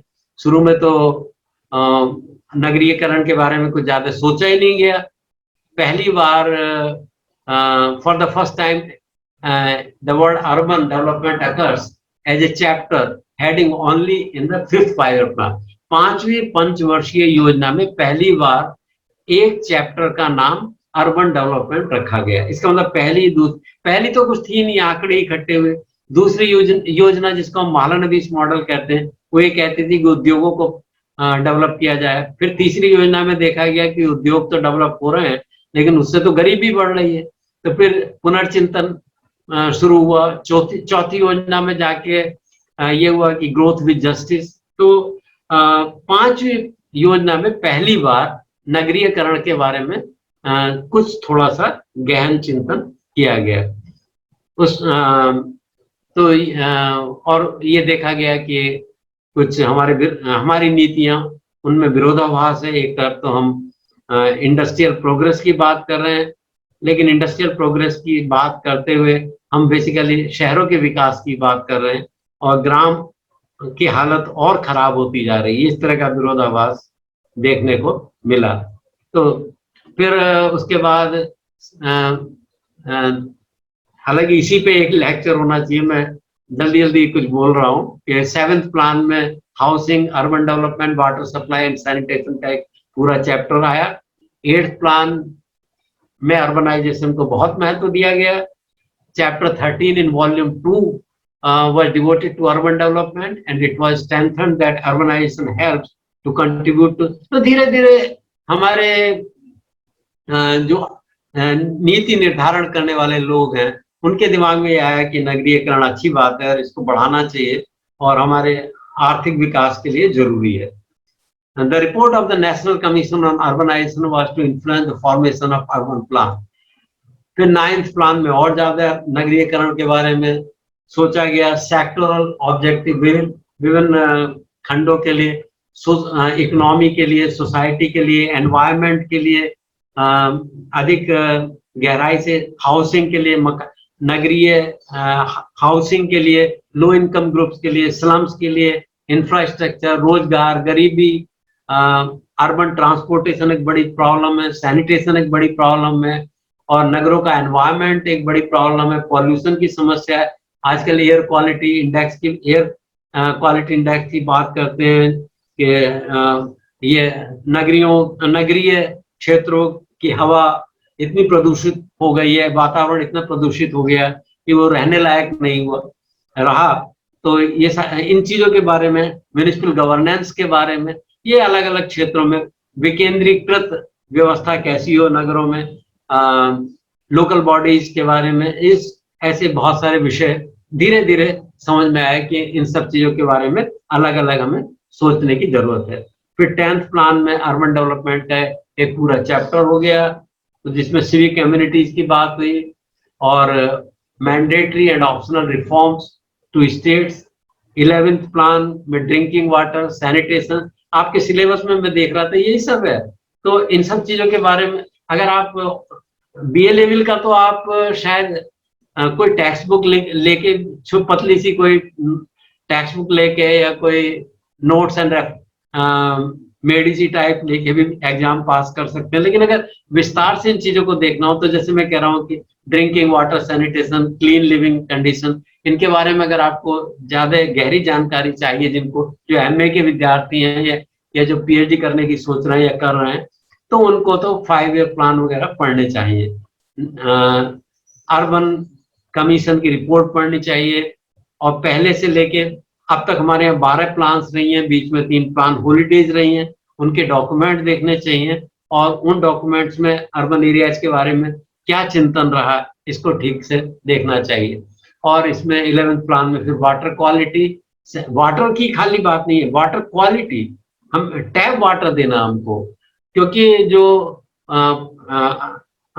वाटर, नदियों का जल इतना प्रदूषित हो गया, यमुना का, गंगा का, गोमती का। अब ये जो शहर इनके किनारे बसे हुए हैं, वहां भी इनका पानी अब पीने के लिए, सब्जी बनाने के लिए, दाल बनाने के लिए, आटा मलने के लिए वो किसी काम का नहीं रहा, यहाँ तक कि नहाने के काम का भी नहीं रहा। तो हम कैसे टैप के माध्यम से क्वालिटी वाटर, पीने लायक, खाने लायक, पोर्टेबल जिसको कहते हैं, पोर्टेबल वाटर कैसे हम प्रोवाइड कर सकते हैं।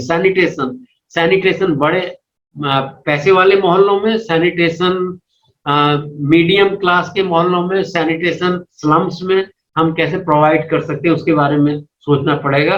और water borne diseases and communicable diseases, अभी नए नए इश्यूज आ रहे हैं। कोरोना से एक नया इशू आया, ऐसा पाया गया कि बड़े शहरों में जो ये मल्टी स्टोरी बिल्डिंग बना तो दी और शायद नगरों के लिए आवश्यक भी है, लेकिन कोरोना का स्प्रेड, किसी भी एपिडेमिक या वायरस का स्प्रेड शहरों में अपेक्षाकृत हमेशा अधिक होता है गांव की, क्योंकि डेंसिटी ऑफ पॉपुलेशन हाई।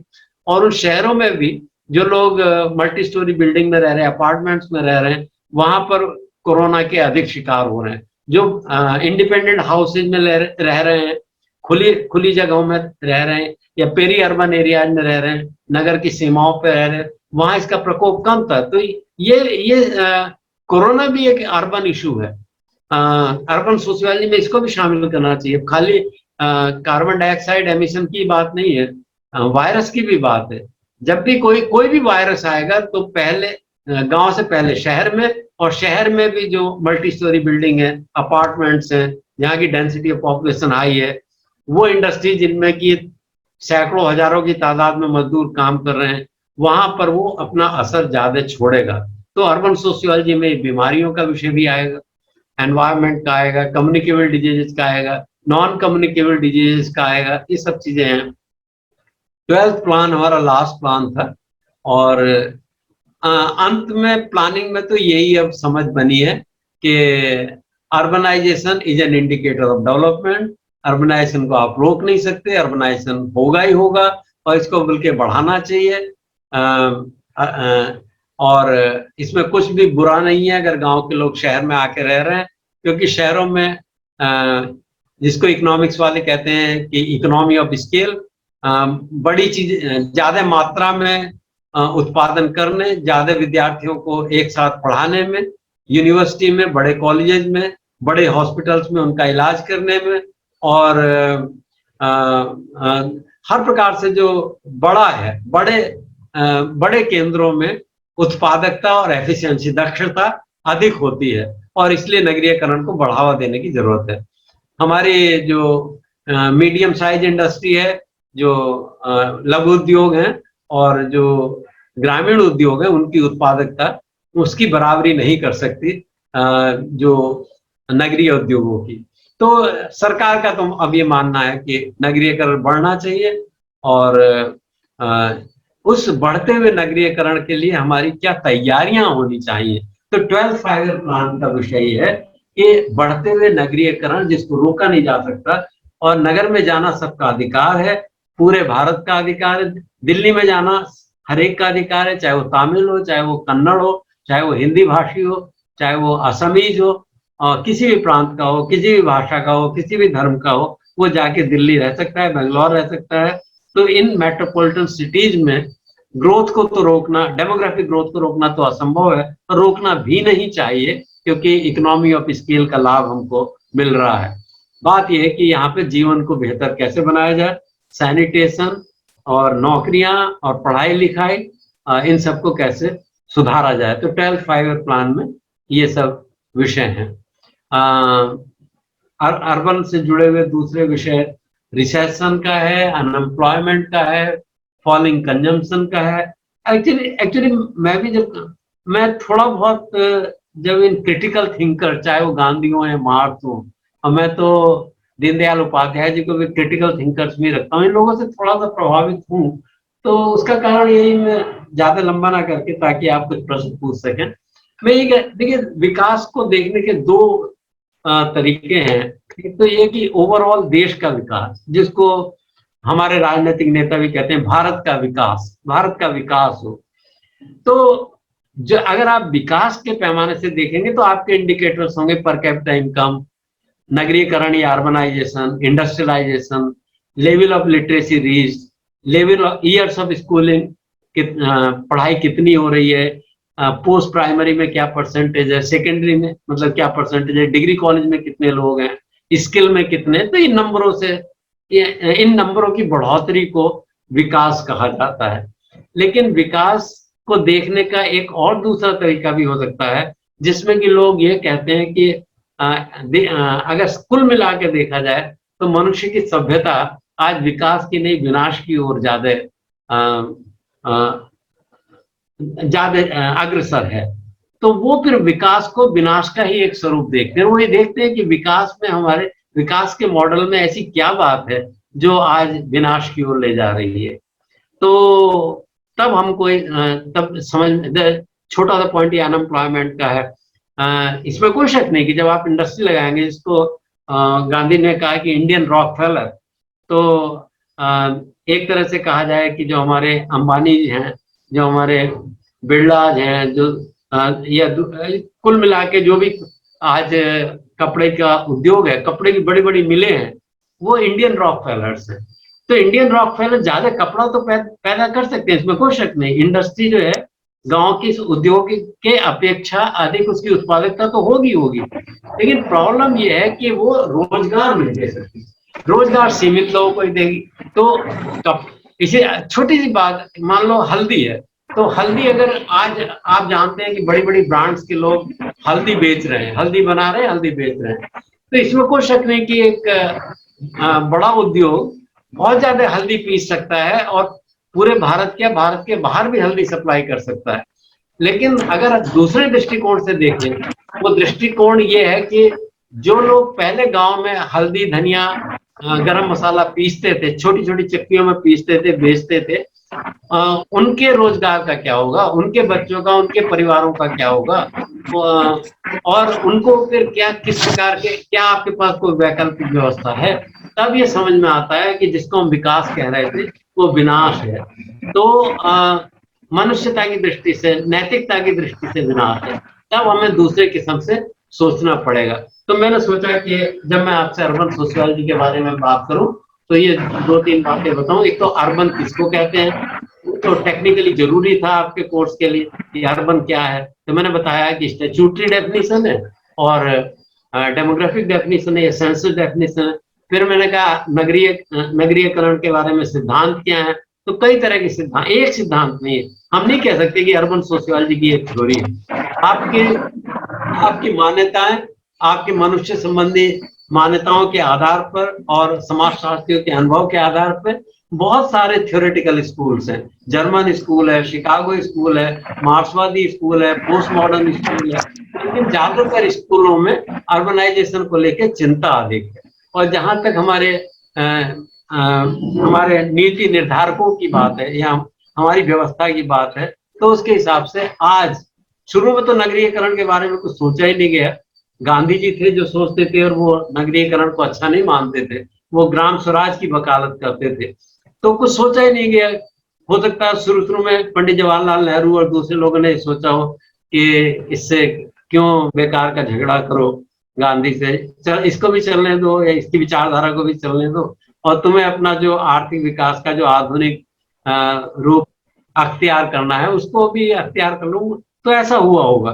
लेकिन बाद में धीरे धीरे हमारी ब्यूरोक्रेसी, हमारे पॉलिटिकल रूलर्स, हमारे पढ़े लिखे लोग, मिडिल क्लास सबका हित इसी में बन गया कि वो जिसको पश्चिमी सभ्यता गांधी जी कहते थे, इंडस्ट्रियलाइजेशन, अर्बनाइजेशन, उसी को पोषित किया जा रहा है। और उसकी नीति निर्धारकों के हिसाब से हमें सिर्फ इस बात की सावधानी बरतनी है कि नगरीकरण की हालत सुधर जाए, नगरों की हालत सुधर जाए। नगरों में रहने वाले लोग किसी भी वर्ग के हों, किसी भी जात प्रांत के हों, उनकी हालत सुधर जाए, ऐसा आज का मेन मुद्दा है। जबकि अगर आप मुझसे पूछें, क्योंकि बूढ़ों को ये भी जरूरी है कि वो अपने जीवन के अनुभव के आधार पर अपनी बात भी रखें, तो मेरी बात यह है कि मेरी दृष्टि में तो ये विकास जो है वो विनाश का ही दूसरा नाम है। और अधिकांश जनता के दृष्टिकोण से या उनके जीवन उनके जीवन में जो घटित हो रहा है उसको देखते हुए ऐसा लगता है कि थोड़ा बहुत हमें गांधी, कार्ल मार्क्स, दीनदयाल उपाध्याय और जो जर्मन सोशियोलॉजिकल स्कूल था और शिकागो स्कूल की जो थ्योरीज है, उन सब से हेल्प लेके एक नए किस्म का चिंतन करना पड़ेगा। और शायद वो जिसको आजकल कुछ हमारे बड़े प्यारे राष्ट्रपति, क्या नाम था,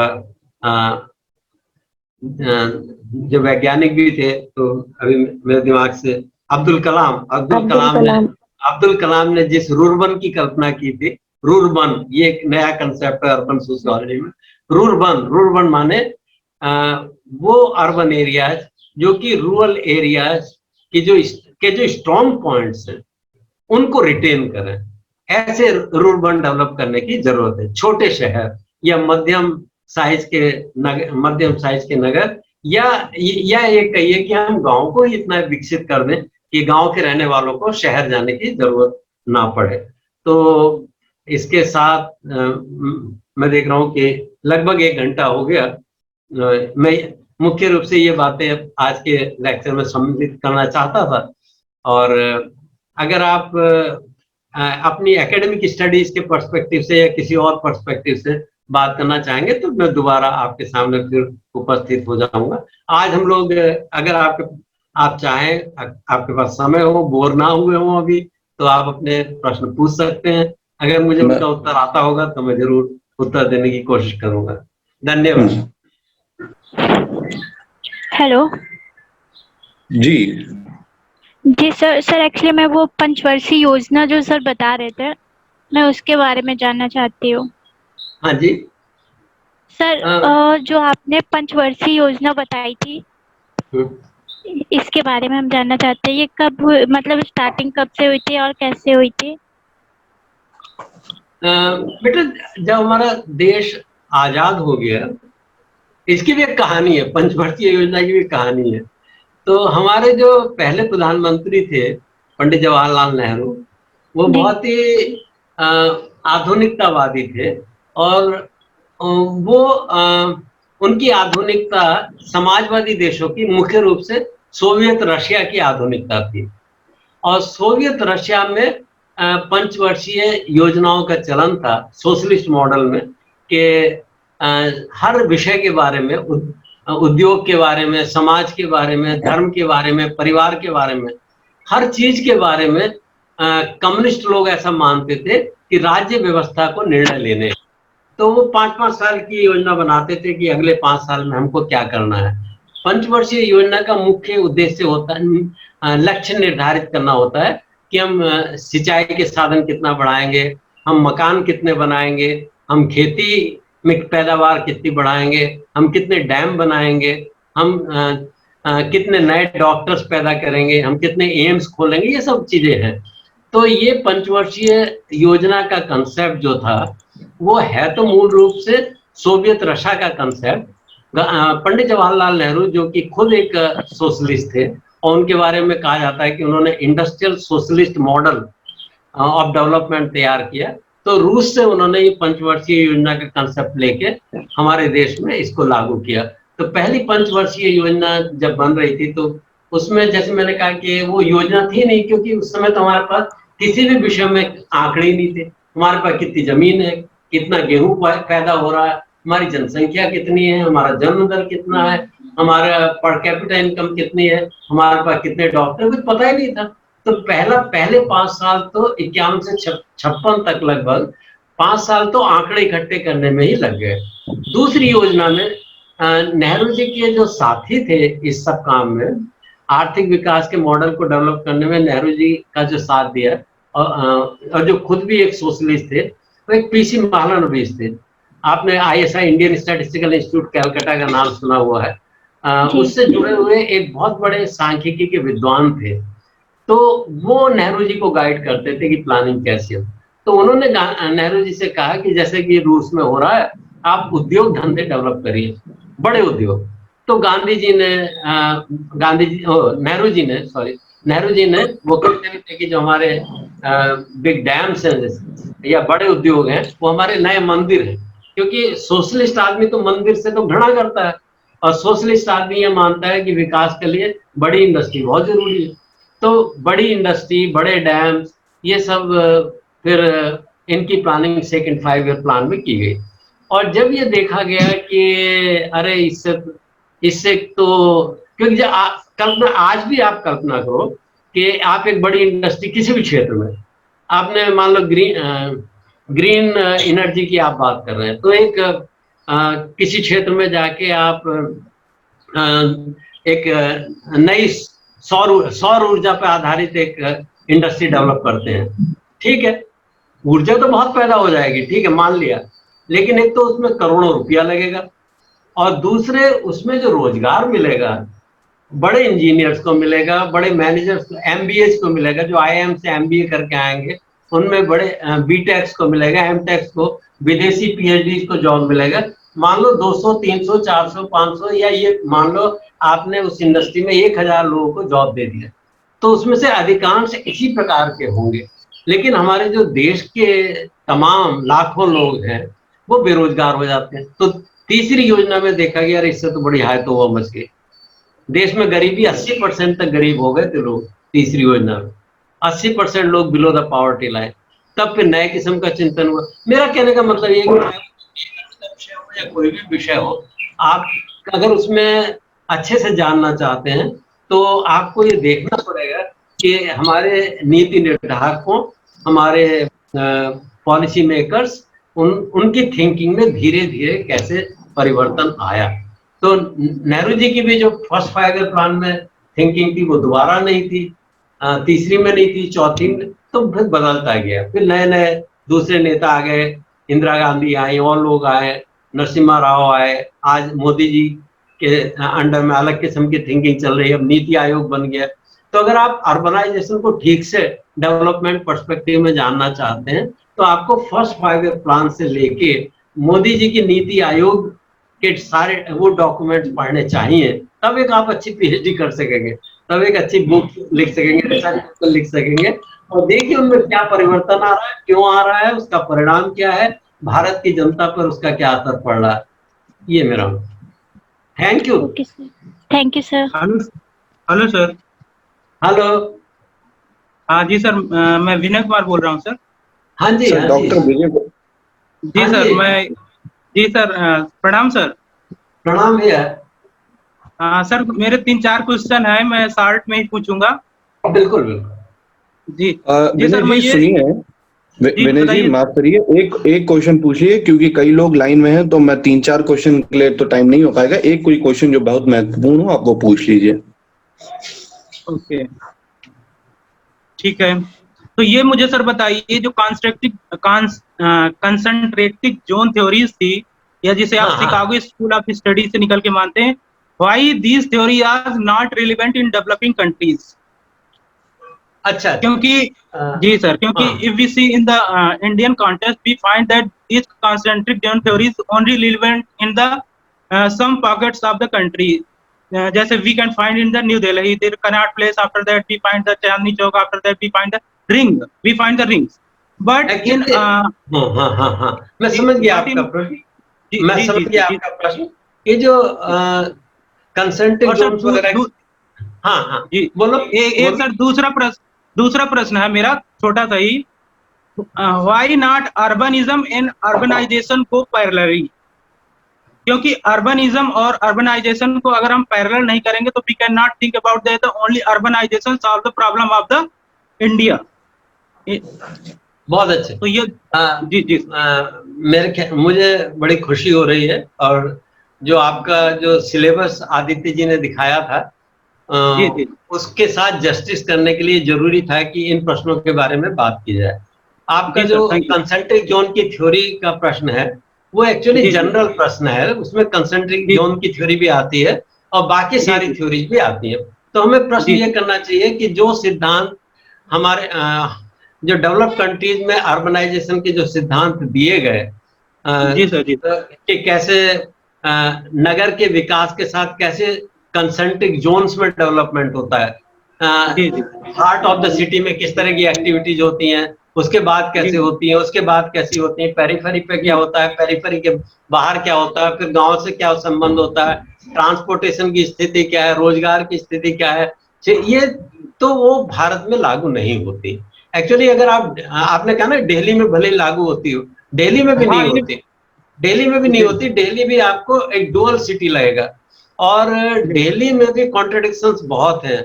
दिल्ली में कंसेंट्रिक जोन के बजाय आप अगर ये कहें कि डुअल सिटी का कंसेप्ट, जिसमें कि शहर का एक हिस्सा जो आधुनिकता के साथ जुड़ा हुआ होता है उसका डेवलपमेंट होता है, और उसी अनुपात में दूसरा हिस्सा जो पुराना है उसका अविकास या अंडर डेवलपमेंट होता है, वो थ्योरी ज्यादा काम की लगती है।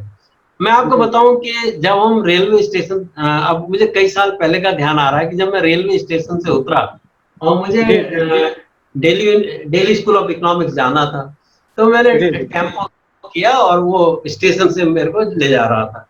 तो मुझे दिल्ली की बहुत फैमिलियरिटी नहीं है, लेकिन मुझे ये मालूम है कि एक ओल्ड दिल्ली है और एक नई दिल्ली है, न्यू दिल्ली है।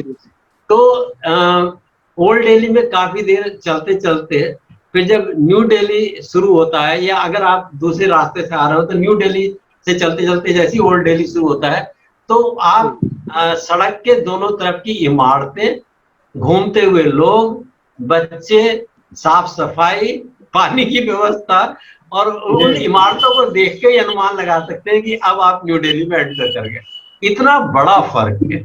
लगभग सभी शहरों में एक हिस्सा बहुत विकसित है, एक हिस्सा अविकसित है।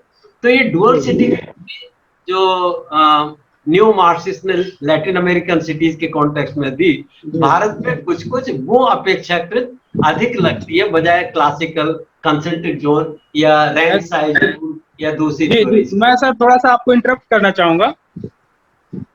अच्छा, आपने उसके बाद बोल, आपने, क्योंकि स्टूडेंट्स को ये बताना बहुत जरूरी है, आपने दो शब्द इस्तेमाल करे, अर्बनाइजेशन और अर्बनिज्म।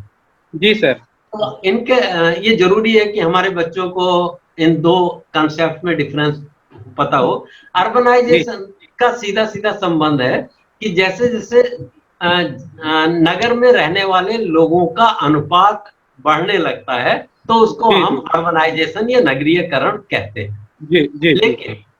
लेकिन जब लुइस वर्थ के पेपर का by the way title urbanism ही है। तो लुइस वर्थ जैसा सोशियोलॉजिस्ट जब लिखता है तो उसे इस बात से वो शुरू में ही कह देता है, उस पेपर में शुरू में ही कह देता है कि अर्बन एरिया से तात्पर्य मेरा उन इकाइयों, उन लोकेलिटीज से है जहाँ की जनसंख्या अधिक है, जहाँ डाइवर्सिटी, हेट्रोजेनाइटी है और जहाँ डेंसिटी ऑफ पॉपुलेशन हाई है। अब वहां पे काफी कुछ मनुष्य और समाज के बीच के संबंधों और नीति, मर्यादाएं, कानून और मानव व्यवहार और सामाजिक संस्थाओं के पारस्परिक संबंध, सामाजिक संगठनों, इनमें बहुत चेंजेस आ रहे हैं। उन चेंजेस के लिए उसने एक शब्द यूज किया, अर्बनिज्म। तो अर्बनिज्म एक तरह से अर्बनाइजेशन एक तरह से अर्बनाइजेशन का क्वांटिटेटिव एस्पेक्ट है, जबकि अर्बनिज्म अर्बनाइजेशन का क्वालिटेटिव एस्पेक्ट है। और उसने ये भी कहा कि अर्बन एरिया में सब कुछ होते हुए भी मनुष्य खो गया और नपुंसक हो गया, और अर्बन एरिया में वो अपने को बड़ा असहाय महसूस करता है। वो बहुत लोगों को जानता है लेकिन कोई भी काम का नहीं है, और उसके कोई निश्चित ना, वो ऐसे इतना कंफ्यूज, भ्रमित व्यक्ति है, ना उसका अपने धर्म पे, किसी धर्म पे विश्वास है, ना कोई। पहले से गांव में था, सब चीजें क्लियर थी, चाहे वो धार्मिक चीजें हो, चाहे वो सामाजिक संबंध हो, परिवार हो, दोस्ती हो, काम धंधा हो, सब कुछ क्लियर था। और शहर में आके वो बिल्कुल बिखर गया और अनिश्चितताएं अनिश्चितताएं हैं। तो ऐसी अवस्था में ये असहाय व्यक्ति, लुइस वर्थ ने शब्द यूज किया, एलिनेटेड, आइसोलेटेड, ये जो असहाय व्यक्ति है, ये असहाय व्यक्ति फिर स्वैच्छिक संगठन, जिनको हम आजकल एनजीओ कहते हैं, वॉलंटरी ऑर्गेनाइजेशन, स्वैच्छिक संस्थाएं बनाता है। और उन स्वैच्छिक, वो खुद तो अपनी अक्षमताओं को महसूस करता है और क्षमता पूरी करने के लिए वो फिर स्वैच्छिक संस्थाओं का सहारा लेता है। तो आप देखिए कि जैसे आजकल कॉलोनीज बन रहे हैं, अपार्टमेंट्स बन रहे हैं, या वैसे भी शहरों में RWS, रेजिडेंट वेलफेयर एसोसिएशन। तो रेजिडेंट वेलफेयर एसोसिएशन जो है वो एक किस्म की वो वॉलंटरी संस्था है जिसकी कल्पना लुइस वर्थ ने की थी। या कोरोना के टाइम में बहुत सारी स्वैच्छिक संस्थाएं बनी जिन्होंने लोगों को ऑक्सीजन गैस के सिलेंडर दिलाए, जिन्होंने दवाई दिलाई, इंजेक्शन दिलाए, या जिन्होंने बताया कि किन हॉस्पिटल में बेड खाली है। तो अर्बन एरियाज में इन स्वैच्छिक संस्थाओं का विशेष महत्व है। ये स्वैच्छिक संस्थाओं गांव में नहीं पाए, गांव में तो सबका काम वैसे ही चल जाता है। तो ये जो स्वैच्छिक संस्थाओं पर आधारित मानव और समाज के संबंध हैं, इसके लिए उसने शब्द यूज किया अर्बनिज्म। तो मैं इस बात को रिपीट करता हूं क्योंकि हमारे विद्यार्थियों को इस बात की क्लैरिटी बहुत जरूरी है कि अर्बनाइजेशन क्वांटिटेटिव है और डेमोग्राफिक है। जब भी जनसंख्या का प्रतिशत नगर में रहने वाले लोगों का बढ़ता है, हम कहते हैं नगरीयकरण हो रहा है। लेकिन नगरीय इकाइयों का जीवन किस प्रकार का है और वहाँ के ऑर्गेनाइजेशंस और इंस्टीट्यूशंस, नीति, नियम, मर्यादाएं, नए नए कानून, व्यवस्थाएं, वहाँ की जीवन पद्धति, उनके विश्वास, वो किस प्रकार के हैं, इसकी स्टडी हम अर्बनिज्म की स्टडी में रखते हैं। बहुत बहुत धन्यवाद विजय जी, बहुत अच्छा प्रश्न आपने पूछा। Thank you sir, thank you sir. अगला प्रश्न डॉक्टर विजय जी पूछेंगे। थैंक यू सर, नमस्ते सर। सर हमारा एक क्वेश्चन है सर, जैसे हमारे साथी ने कुछ थियरीज की बात की, जैसे कंसेंट्रिक थियरी, सेक्टोरल थियरी और मल्टीपल न्यूक्लियाई थियरी। तो जो अर्बनाइजेशन चल रहा है सर, जैसे हम लखनऊ में यदि रहते हैं तो लखनऊ यूनिवर्सिटी के दक्षिण में जो विशेष पुराना लखनऊ था जो थोड़ा सा अर्बनाइज लिए हुए था, जैसे ही हम जैसे ही सर देखते हैं कि हनुमान सेतु बना, तो लोगों का जो माइग्रेशन हुआ उसके पूर्वी इलाके में हुआ, उत्तर पूर्वी इलाके में, और फिर जो concentric zone theory, sector theory में होते हुए फिर जो इधर गोमती विस्तार है, विशेष तौर से लखनऊ में सर, और फिर अदर लखनऊ के एरियाज में मल्टीपल न्यूक्लियाई थियरी के रूप में वो चेंज हो गया। तो जैसे कवाल सिटी का जो हम लोग, जैसे कानपुर सर आपका जो है सर, तो जो इंडस्ट्रियलाइज एरिया जो पहले था वो इंडस्ट्री बेस्ड, क्योंकि हम वहाँ का जोग्राफिकल स्टडी सर हमारा नहीं कुछ है तो बहुत नहीं कुछ कह पाएंगे सर। लेकिन जो कल्चरल सिटीज कवाल सिटीज में आती हैं, उनका जो एक्सपेंशन अर्बनाइजेशन का वो कुछ अलग था। तो वो जो आपने सर मार्क्सिज्म में, नियो मार्क्सिज्म या सिमेल और एंजिल्स का वो सब डिफिनीशन या वो सब बताए, तो वो कॉन्सिक्वेंसेस थे सर। और फिर उसमें आपकी स्लाइड में सर लिखा था डिफरेंट अप्रोचेस। तो उस अप्रोचेज में सर ग्राम स्वराज या सर्वोदयी सिद्धांत या इनकरेजमेंट ऑफ टू अर्बनाइजेशन इत्यादि सर लिखे थे। जबकि हम लोग अप्रोचेज में मॉडल जिसको या परिप्रेक्ष्य जो कहते हैं, पर्सपेक्टिव, वो इवोल्यूशनरी मॉडल, कॉन्फ्लिक्ट मॉडल या जो स्ट्रक्चरल फंक्शनल मॉडल, ये सब हम लोग स्टडी करते हैं। तो थोड़ा सा जो अर्बनाइजेशन की थ्योरी और अप्रोच में थोड़ा सा अंतर आ रहा है सर, तो इस संबंध में कुछ डॉक्टर हमें। आपने दो सवाल एक ही है, लेकिन दो सवाल कह सकते हैं। एक तो ये कि क्या वेस्टर्न थ्योरीज ऑफ अर्बनाइजेशन जो शिकागो स्कूल में डेवलप हुए, तो वो भारत में लगेंगी या नहीं लगेंगी? तो कंसेंटिंग जो थ्योरी है, रैंक साइज रूल है, तमाम चीजें हैं, वो भारत में नहीं लगेंगी। और उसका एक बड़ा कारण ये है कि जो विदेशों में जो शहर डेवलप हुआ, वो इसलिए हुआ कि शहर एक औद्योगिक इकाई के रूप में डेवलप हुआ और गिल्ड सिस्टम से इंडस्ट्रियलाइजेशन की तरफ गए, वो गिल्ड सिस्टम से कैपिटलिज्म की तरफ गए, और वहाँ उन इंडस्ट्रीज में काम करने के लिए तमाम जगह से लोग बुलाए गए। इंडस्ट्री का अपना आकर्षण था, जिसको कहते हैं पुल फैक्टर से अर्बनाइजेशन वहाँ पे हुआ। हमारे यहाँ क्या हो रहा है कि हमारे यहाँ उस नगर उस सेंस में आज़ादी के पहले, या आज़ादी के पहले तो बल्कि हमारे औद्योगिकीकरण में कमी आई बाद के दिनों में, लेकिन आज़ादी के बाद भी जब औद्योगिकीकरण हुआ तो उसने इतना ज़्यादा नगरीकरण को प्रभावित नहीं किया। और दूसरे हमारे जो, जिसको मैं कह रहा हूँ थर्ड प्लान में गरीबी इतनी बढ़ गई, तो वो गरीब लोग, पूरे हिंदुस्तान से गरीब लोग शहरों की तरफ भागे। इसलिए नहीं कि उन्हें रोजगार मिलने वाला था, इसलिए भागे क्योंकि गांव में कुछ दिखाई नहीं दे रहा था। गांव को हमने खत्म कर दिया। गांव की कृषि और गैर कृषि व्यवस्था हमारे यहाँ, उस पर ध्यान नहीं दिया गया और लोग भागे। और उससे भागने, ये जो है एक तरह से पुश फैक्टर वाला अर्बनाइजेशन था। तो किंग्सले डेविस ने, जो एक बड़ा इंपॉर्टेंट अर्बन थ्योरिस्ट है, किंग्सले डेविस ने कहा, किंग्सले डेविस का तो मानना ये था कि इवोल्यूशनरी पर्सपेक्टिव के समाज जैसे जैसे डेवलप हो रहा तो नगरीकरण होगा, औद्योगिकीकरण होगा। लेकिन देखने में ये आया कि इंडिया में तो ओवर अर्बनाइजेशन है। अर्बनाइजेशन और इंडस्ट्रियलाइजेशन उतना नहीं है, या इंडस्ट्रियलाइजेशन उतना नहीं है जितना कि शहर में रहने के लिए भाग रहे लोग गांव से। ओवर अर्बनाइजेशन, हमारे इनकम और इंडस्ट्रियलाइजेशन का जो स्तर है, वो स्तर जब विदेशियों का था, अमेरिका का और यूरोप का, तो वहां नगरीयकरण काफी कम था। हमारे यहाँ नगरीयकरण उस सेंस में काफी ज्यादा है। तो गरीब नगरीयकरण, ओवर अर्बनाइजेशन थीसिस का मतलब है गरीब नगरीयकरण। तो हमारे यहाँ गरीब नगरीयकरण हो रहा है, और ये गरीब नगरीयकरण पुश फैक्टर्स की वजह से हो रहा है गाँव में, और इसका स्वरूप भी बिल्कुल अलग होगा। तो आपने जो बात कही है उसमें ये भी देखने को मिल सकता है कि अगर आप स्लम्स को देखें लखनऊ में, तो आपको ये भी देखने को मिलेगा जो अमेरिका में नहीं मिलेगा।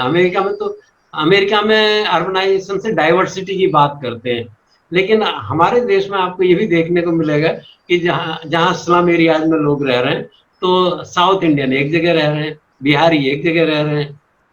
और आपको ये भी मिलेगा कि कंस्ट्रक्शन इंडस्ट्री में इनफॉर्मल वर्कर एक स्टेट के हैं, ट्रांसपोर्टेशन में या टेम्पो टैक्सी चलाने वाले में दूसरे हैं, मकान बनाने वाले में कहीं और स्टेट के हैं। तो हमारी तो पूरी व्यवस्था ही अलग है, क्योंकि ये एक गरीब देश की ऐसी नगरीयकरण की व्यवस्था है जो कि रूरल इकोनॉमी को क्षति पहुंचा के नगरीयकरण को पैदा करने वाली व्यवस्था है। ये हमारी बड़ी प्रॉब्लम है। तो जिसको गांधी जी कहते थे इंडियन रॉकफेलर, तो रॉकफेलर मतलब औद्योगिकीकरण हो रहा है, विकास हो रहा है, लेकिन उस विकास का लाभ थोड़े से लोगों को। अब कानपुर का नाम लिया आपने, कानपुर का इतना विकास हो गया कि आप महंगी से महंगी गाड़ी ले आओ, 50 लाख की गाड़ी एक कार निकाल दो, 300-400 कारें तुरंत बिक जाएंगी, क्योंकि 300-400 परिवार कानपुर में ऐसे हैं जो महंगी से 1 करोड़ की भी आप गाड़ी निकाल देंगे हिंदुस्तान में तो वो भी बिक जाएंगी, लेकिन वो 300-400 ही हैं। उसके बाद तो फिर जिसको कहते हैं कि गरीबी का या मध्यम वर्ग का महासमुद्र, वो है। यहाँ पे अमेरिकन शहरों की थ्योरी कैसे लगेगी? तो यहाँ पे रैंक साइज रूल हो, इवोल्यूशनरी पर्सपेक्टिव हो, बिल्कुल नहीं लगते। यहाँ ओवर अर्बनाइजेशन की थ्योरी लगती है, डुअल सिटी की थ्योरी लगती है, पुश फैक्टर की थ्योरी लगती है, सेग्रीगेशन, पोस्ट मॉडर्न, आप पोस्ट मॉडर्न कह सकते हैं, पोस्ट मॉडर्न जिसमें हर शहर का अलग, लखनऊ की अलग थ्योरी होगी, कानपुर की अलग थ्योरी होगी। तो there may not be a single theory, you may not find a single theory. This is the post modern position. You may not find a single theory which is applicable to developments in Bangalore, Chennai, Kanpur, Lucknow, all cities. सब शहरों की अलग अलग theory आपको चाहिए. वो किस industry से, कौन सा शहर सॉफ्टवेयर से डेवलप हुआ, कौन सा शहर एडमिनिस्ट्रेशन से डेवलप हुआ, कौन सा शहर तीर्थ यात्राओं से डेवलप हुआ, कौन सा शहर किन कारणों से डेवलप हुआ, उसी के अनुसार वहां पे कंसेंट्रिक जोन्स या दूसरी चीजें देखने को मिलेंगी. सर मैं अपनी तरफ से क्वेश्चन पूछ लेता हूँ. मेरा पर्सनल क्वेश्चन था तो जब मार्क्स की थ्योरी हम लोगों ने पढ़ी थी अर्बनाइजेशन की, वो किस तरीके से देख रहे थे, बहुत ही एक ग्लूमी इमेज, बहुत ही डाउन इमेज उसकी देखते हैं. और मैंने जहाँ तक पढ़ा है कि उनका ये कहना है कि जो पैसे वाली जो चीज थी, मतलब हम चीज से चीज एक्सचेंज कर रहे थे, जिसको जितनी जरूरत थी उतना वो ले रहा था, वहां तक तो ठीक था, लेकिन जो पैसे का इंट्रोडक्शन हो गया हमारी इकोनॉमी में, ये बड़ी त्रासदी ले आएगा आगे चल के. ये सर मैं थोड़ा सा संक्षिप्त में इसको समझना चाहूंगा कि पैसे का इंट्रोडक्शन प्रॉब्लम कैसे क्रिएट कर देता है, जबकि कैपिटलिस्ट माइंडसेट ये कहता है कि हाँ पैसे से तो हम काउंट कर सकेंगे कि कौन सी चीज कितनी चाहिए कितनी नहीं चाहिए, बल्कि इस मामले में कम्युनिज्म फेल हो जाएगा. तो अर्बन सोशल स्ट्रक्चर में अगर हम पैसा इंट्रोड्यूस कर देते हैं, करेंसी, नोट, सिक्के, पैसे, तो प्रॉब्लम कैसे आ जाती है? देखिए, मैं यहाँ पे मार्क्सिज्म और गांधीज्म और दीनदयाल उपाध्याय सबको मिला जुला के आपको समझाने के लिए बात बोलता हूँ.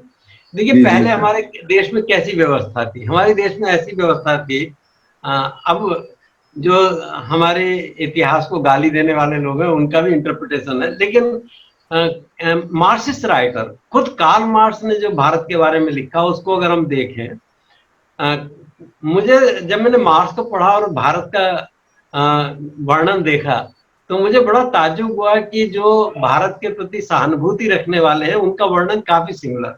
एक किस्म की जजमानी व्यवस्था हमारे यहाँ थी. जजमानी व्यवस्था में वो जिसको आप एक्सचेंज कह रहे हैं, वाटर इकोनॉमी भी नहीं थी, वो जजमानी व्यवस्था थी. जजमानी व्यवस्था में समाज में अलग अलग किस्म के लोग होते हैं और उन लोगों के अलग अलग किस्म के कार्य होते हैं. कोई चौकीदार है, कोई किसान है, कोई लुहार है, कोई बढ़ी है, कोई कवि है, कोई ज्योतिष की गणना करता है, कोई मंदिर की देखभाल करता है, कोई जमीन का हिसाब किताब रखता है, कोई अलग अलग किस्म के, कोई बाल काटता है, या और उसके सांस्कृतिक रोल्स भी हैं. नाई है, जैसे नाई के सांस्कृतिक रोल्स भी हैं, और नाई जो है बाल भी काट, दाढ़ी मूंछ भी बनाता है, वो तो लुहार सभी हैं. और गांव में जो पैदावार है, गांव की पैदावार मुख्य रूप से कृषि टाइप की होती है. तो जब पैदावार आती है तो भूमि हमारी व्यवस्था में जिसको कहते हैं सबे भूमि गोपाल की, कार्ल मार्क्स ने इस बात को माना कि भारत में जमीन का मालिक कोई भी नहीं था. ये जो ऐसी अनडिफरेंशिएटेड सोसाइटी थी, इसमें मालिक कोई भी नहीं था, सब काम करने वाले थे, काम अलग अलग थे. और जब फसल पैदा होती थी तो उसका ढेर लग जाता था खेत में, और उस क्षेत्र के अलग अलग क्षेत्रों के अलग अलग नियम थे. तमिलनाडु में अलग नियम थे, और जो आज इसको हम उत्तर प्रदेश कहते हैं यहाँ अलग नियम थे. लेकिन उस क्षेत्र के नियमों के हिसाब से किसको कितना प्रतिशत मिलेगा वो उसका बंटवारा हो जाता था. लोग अपने, तो जमीन भी सबकी थी, फसल भी सबकी थी, उत्पादन सबका था. अच्छा, तो उसमें कोई भी व्यक्ति डिस्पेंसिबल नहीं था. आप कोई राजा किसी किसान, अच्छा जमीन बहुत थी, जनसंख्या कम थी, अगर कोई राजा जो है अधिक से अधिक ये राजा क्या करता था, राजा भी गांव का शोषण, अगर उसको शोषण कहे तो 5-6% खेती का राजा भी ले लेता था. और राजा के किले में सैनिक होते थे, जनाना होता था, बहुत सारी पत्नियां रखता था, और स्वर्णकार होते थे, सेठ साहूकार होते थे. तो और उसकी व्यवस्था अलग थी. तो राजा मान लो 6% उसने गांव का सरप्लस प्रोड्यूस ले लिया, और उसको वो जनाने पे, सेना पे, अपने बिल्डिंगें बनाने में, धर्मशाला बनाने पे, कुएं बनाने में, सड़क बनवाने में उन पे खर्च करता था, जिसका कुछ हिस्सा गांव में वापस आ जाता था. तो हजारों साल तक गांव में कोई परिवर्तन नहीं हुआ. अलग अलग किस्म के लोग राजा बने हमारे देश में. हिंदू राजा थे, मुस्लिम राजा थे, तो सब थे, अंग्रेज भी आ गए, लेकिन कोई बड़ा परिवर्तन ग्रामीण सभ्यता, धर्म, सब समाज, संस्कृति में नहीं हुआ, क्योंकि उसकी जरूरत ही नहीं थी। गांव तो स्वतंत्र थे।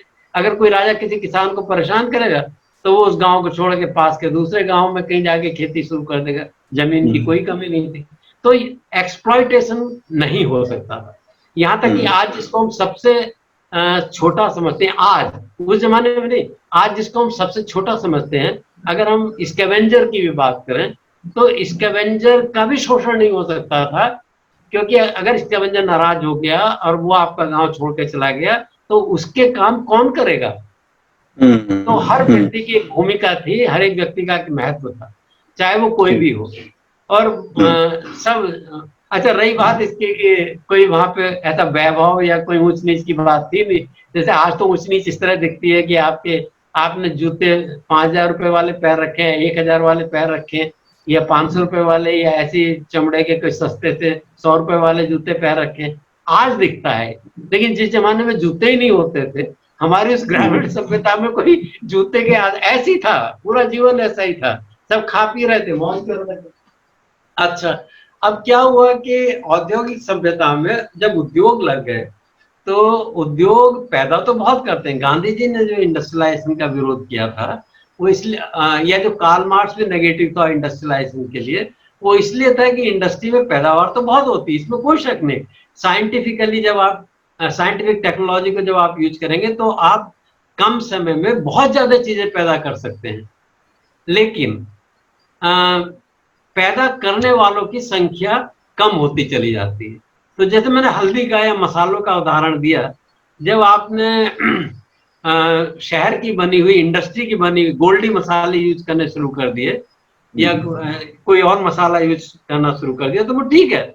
आप एक इंडस्ट्री में इतने पैकेट बनाए, खाली एक ही इंडस्ट्री इंडिया में इतनी बड़ी लगाई जा सकती है कि पूरे देश में हल्दी सप्लाई कर। लेकिन पहले के जमाने में जो मसाले, जो घर में चक्कियां मसाले पीस रही थी और जिनकी मुख्य भूमिका, जिनका मुख्य काम ही ये था, उनका क्या होगा? तो गांव में आज क्या हो गया कि जिनके जो बड़े किसान हैं उनको अगर आप छोड़ दें तो गांव वालों की सभी की हालत खराब है, सबको रोजगार चाहिए और शहर उतना रोजगार नहीं दे पा रहे, भाग वो शहर की तरफ रहे हैं। तो शहर में भीड़, गरीबी, बेरोजगारी, गंदगी, सब कुछ बढ़ रहा है। ये उसका कारण है। अच्छा, और पूंजीवादी व्यवस्था में इस बात, चूंकि पूंजीवादी व्यवस्था को तो उतने, जो कार्ल मार्क्स ने कहा था सरप्लस पॉपुलेशन का कंसेप्ट, पूंजीवादी व्यवस्था को जितने मजदूर चाहिए, मजदूरों में इंजीनियर भी शामिल है, प्रोफेसर भी शामिल है, जितने मजदूर चाहिए उतनों की तो उसे चिंता है और उतने उसको मिल भी जाते हैं, बाकी मनुष्य से उसका कुछ लेना देना नहीं। तो ये जो पूंजीवादी व्यवस्था में मनुष्य का डिस्पेंसिबल होना, सरप्लस हो जाना, उसकी जरूरत ना रहना, वो मर जाए, जिए मरे कोई मतलब नहीं। अब आज हम उसके, ये कोई बहुत अच्छी स्थिति तो नहीं है कि घर उसको राशन दे रहे हैं फ्री का बस खाली, ये मानव जीवन तो नहीं है ना कि आप अपने को उसकी जगह रख के देखिए जिस व्यक्ति को भारत सरकार या प्रांतीय सरकारें वो उसके घर में राशन पहुंचा रही, क्या हमें राशन की जरूरत है? राशन तो आपने दे दिया लेकिन काम तो उससे सब कुछ खत्म उसका हो गया। तो उसका जो सम्मान था, उसका जो मनुष्य होने का गौरव था, वो तो समाप्त हो गया। कार्ल मार्क्स को इन सब चीजों की चिंता थी, तो कार्ल मार्क्स कहता है कि जब पूंजीवादी इंफ्रास्ट्रक्चर होगा तो वह सुपर स्ट्रक्चर भी इस तरह का ही होगा कि मनुष्य का महत्व समाप्त हो जाएगा। मनुष्य का महत्व समाप्त हो गया। इससे कुछ फर्क नहीं पड़ता कि वो इंडस्ट्री ओनर जो है वो अमेरिकन है, यूरोपियन है, चाइनीज है या भारतीय है, इससे क्या फर्क पड़ता? लेकिन औद्योगिकीकरण की जो प्रक्रिया है वही देश को बर्बाद करने वाली है, ऐसा वो लोग मानते हैं। ठीक है, समझ गया आपकी बात। तो हर क्षेत्र में ऐसा ही हो रहा है। हर क्षेत्र में आप कुछ अलंकारिक लोग तो पैदा कर रहे हैं भारत में, हर क्षेत्र में। विज्ञान के क्षेत्र में भी आप देखिए, जो हमारी जिस तरह की शिक्षा व्यवस्था चल रही है आज, इसमें कोई शक नहीं कि आपने फिजिक्स में, केमिस्ट्री में, मैथ में, सोशियोलॉजी में भी 2-4 लोग ऐसे प्रोड्यूस कर दिए कि जो विश्व स्तर के हैं या जो विश्व स्तर के विद्वानों से टक्कर ले सकते हैं या जो विदेशी पत्रिकाओं में अपने लेख छापते हैं। लेकिन 2-4 हैं, 10-5 हैं, 100 हैं। जो बड़ी मेजॉरिटी है आपके फिजिसिस्ट की, केमिस्ट की, मैथ की, सोशियोलॉजिस्ट की, जब मैं उनसे बात करता हूँ, उन बच्चों से बात करता हूँ जिन्होंने बीए एमए फर्स्ट क्लास कर रखा है, एमएससी फर्स्ट क्लास कर रखा है, किसी काम के नहीं है, कुछ नहीं आता, और उनको ये एहसास भी है कि हम किसी काम के नहीं है। तो जब मनुष्य का ये जो ऐसा, इसी व्यवस्था ने तो पैदा किया है ना, हमें इस बारे में भी सोचना पड़ेगा कि ये कैसी व्यवस्था है जिसने मनुष्य के अंदर, जो पहले के मनुष्य में विश्वास था कि मैं एक अच्छा कवि हूँ, मैं एक अच्छा किसान हूँ, मैं एक अच्छा चक्की चलाने वाला हूँ, मैं एक अच्छा लुहार हूँ। हमारे देश में लुहारी बहुत संपन्न थी, हमारे देश की सिंचाई व्यवस्था बहुत अच्छी थी। तो अब वो गौरव खत्म हो गया। अब उसको लगता है कि ठीक है, मैंने अमुक विश्वविद्यालय से बीए तो कर लिया, एमए तो कर लिया, फर्स्ट डिवीजन भी है, लेकिन काम के तो किसी एक एप्लीकेशन नहीं लिख सकते। तो ये मास प्रोडक्शन है ना। तो ये मास प्रोडक्शन, चाहे वो शिक्षा का हो, चाहे वो हल्दी का हो, चाहे वो कपड़े का हो, चाहे स्टील का हो, चाहे सोलर एनर्जी का हो, इस मास प्रोडक्शन ने हम थोड़े से हिंदुस्तानी रॉकफेलर्स जरूर प्रोड्यूस किए हैं, लेकिन भारतीय सभ्यता का तो विनाश ही हुआ, ऐसा वो लोग मानते हैं। तो वो सोचते हैं कि वो पूरी तरह से इसके खिलाफ नहीं है औद्योगिकरण के या नगरीयकरण के, पर वो ये चाहते हैं कि इसका ऐसा स्वरूप विकसित हो जिससे कि आम आदमी का भला हो, यानी कि उसका नैतिक स्वरूप भी हो, नैतिक समाज का नैतिक भला भी हो, आर्थिक भले के साथ साथ नैतिक भला। और नैतिक से मतलब ये कि अधिकांश लोगों का भला हो। समझ गया आपकी बात। यहाँ पर मैं मणीन तिवारी सर से चाहूंगा कि वो एंड नोट दें और इस लेक्चर को हम लोग यहीं पे एंड करेंगे। नमस्कार तिवारी जी। सर प्रणाम सर, और आपका बहुत बहुत आभार कि आपने हम लोगों की रिक्वेस्ट को स्वीकार किया, और हमें आशा है कि आप आगे भी हम लोगों के आमंत्रण पे आते रहेंगे। अभी भी मेघना अरोड़ा ने हमें मैसेज करके कहा कि सर को आगे भी मैं कुछ टॉपिक्स पे सुनना चाहूँगी। तो आप तो हम लोगों के गुरुओं के गुरु हैं, तो हक है, और ये हमारा सौभाग्य है कि आप मतलब इस लेवल पे बताते हैं कि हमारे बच्चों को भी समझ में आता है। तो सर आपको कोटि कोटि धन्यवाद। और इसके साथ साथ जो भी सुधीजन इसमें पधारे, और जैसे हमारे अनूप जी हैं, विजय जी हैं, डॉक्टर पंकज सिंह जी हैं, रविंद्र बंसल जी हैं, मेघना अरोड़ा जी हैं, और उन सब लोगों को बहुत बहुत धन्यवाद जो यहाँ पर आए और उन्होंने हम लोग बच्चों का साहस बढ़ाया। और आपको सर कोटि कोटि धन्यवाद, और दोबारा इसी विनती के साथ कि आप आएंगे। बहुत बहुत धन्यवाद sir. Thank you Tiwari ji, thank you, thank you sir, thank you so much, thank you so much sir.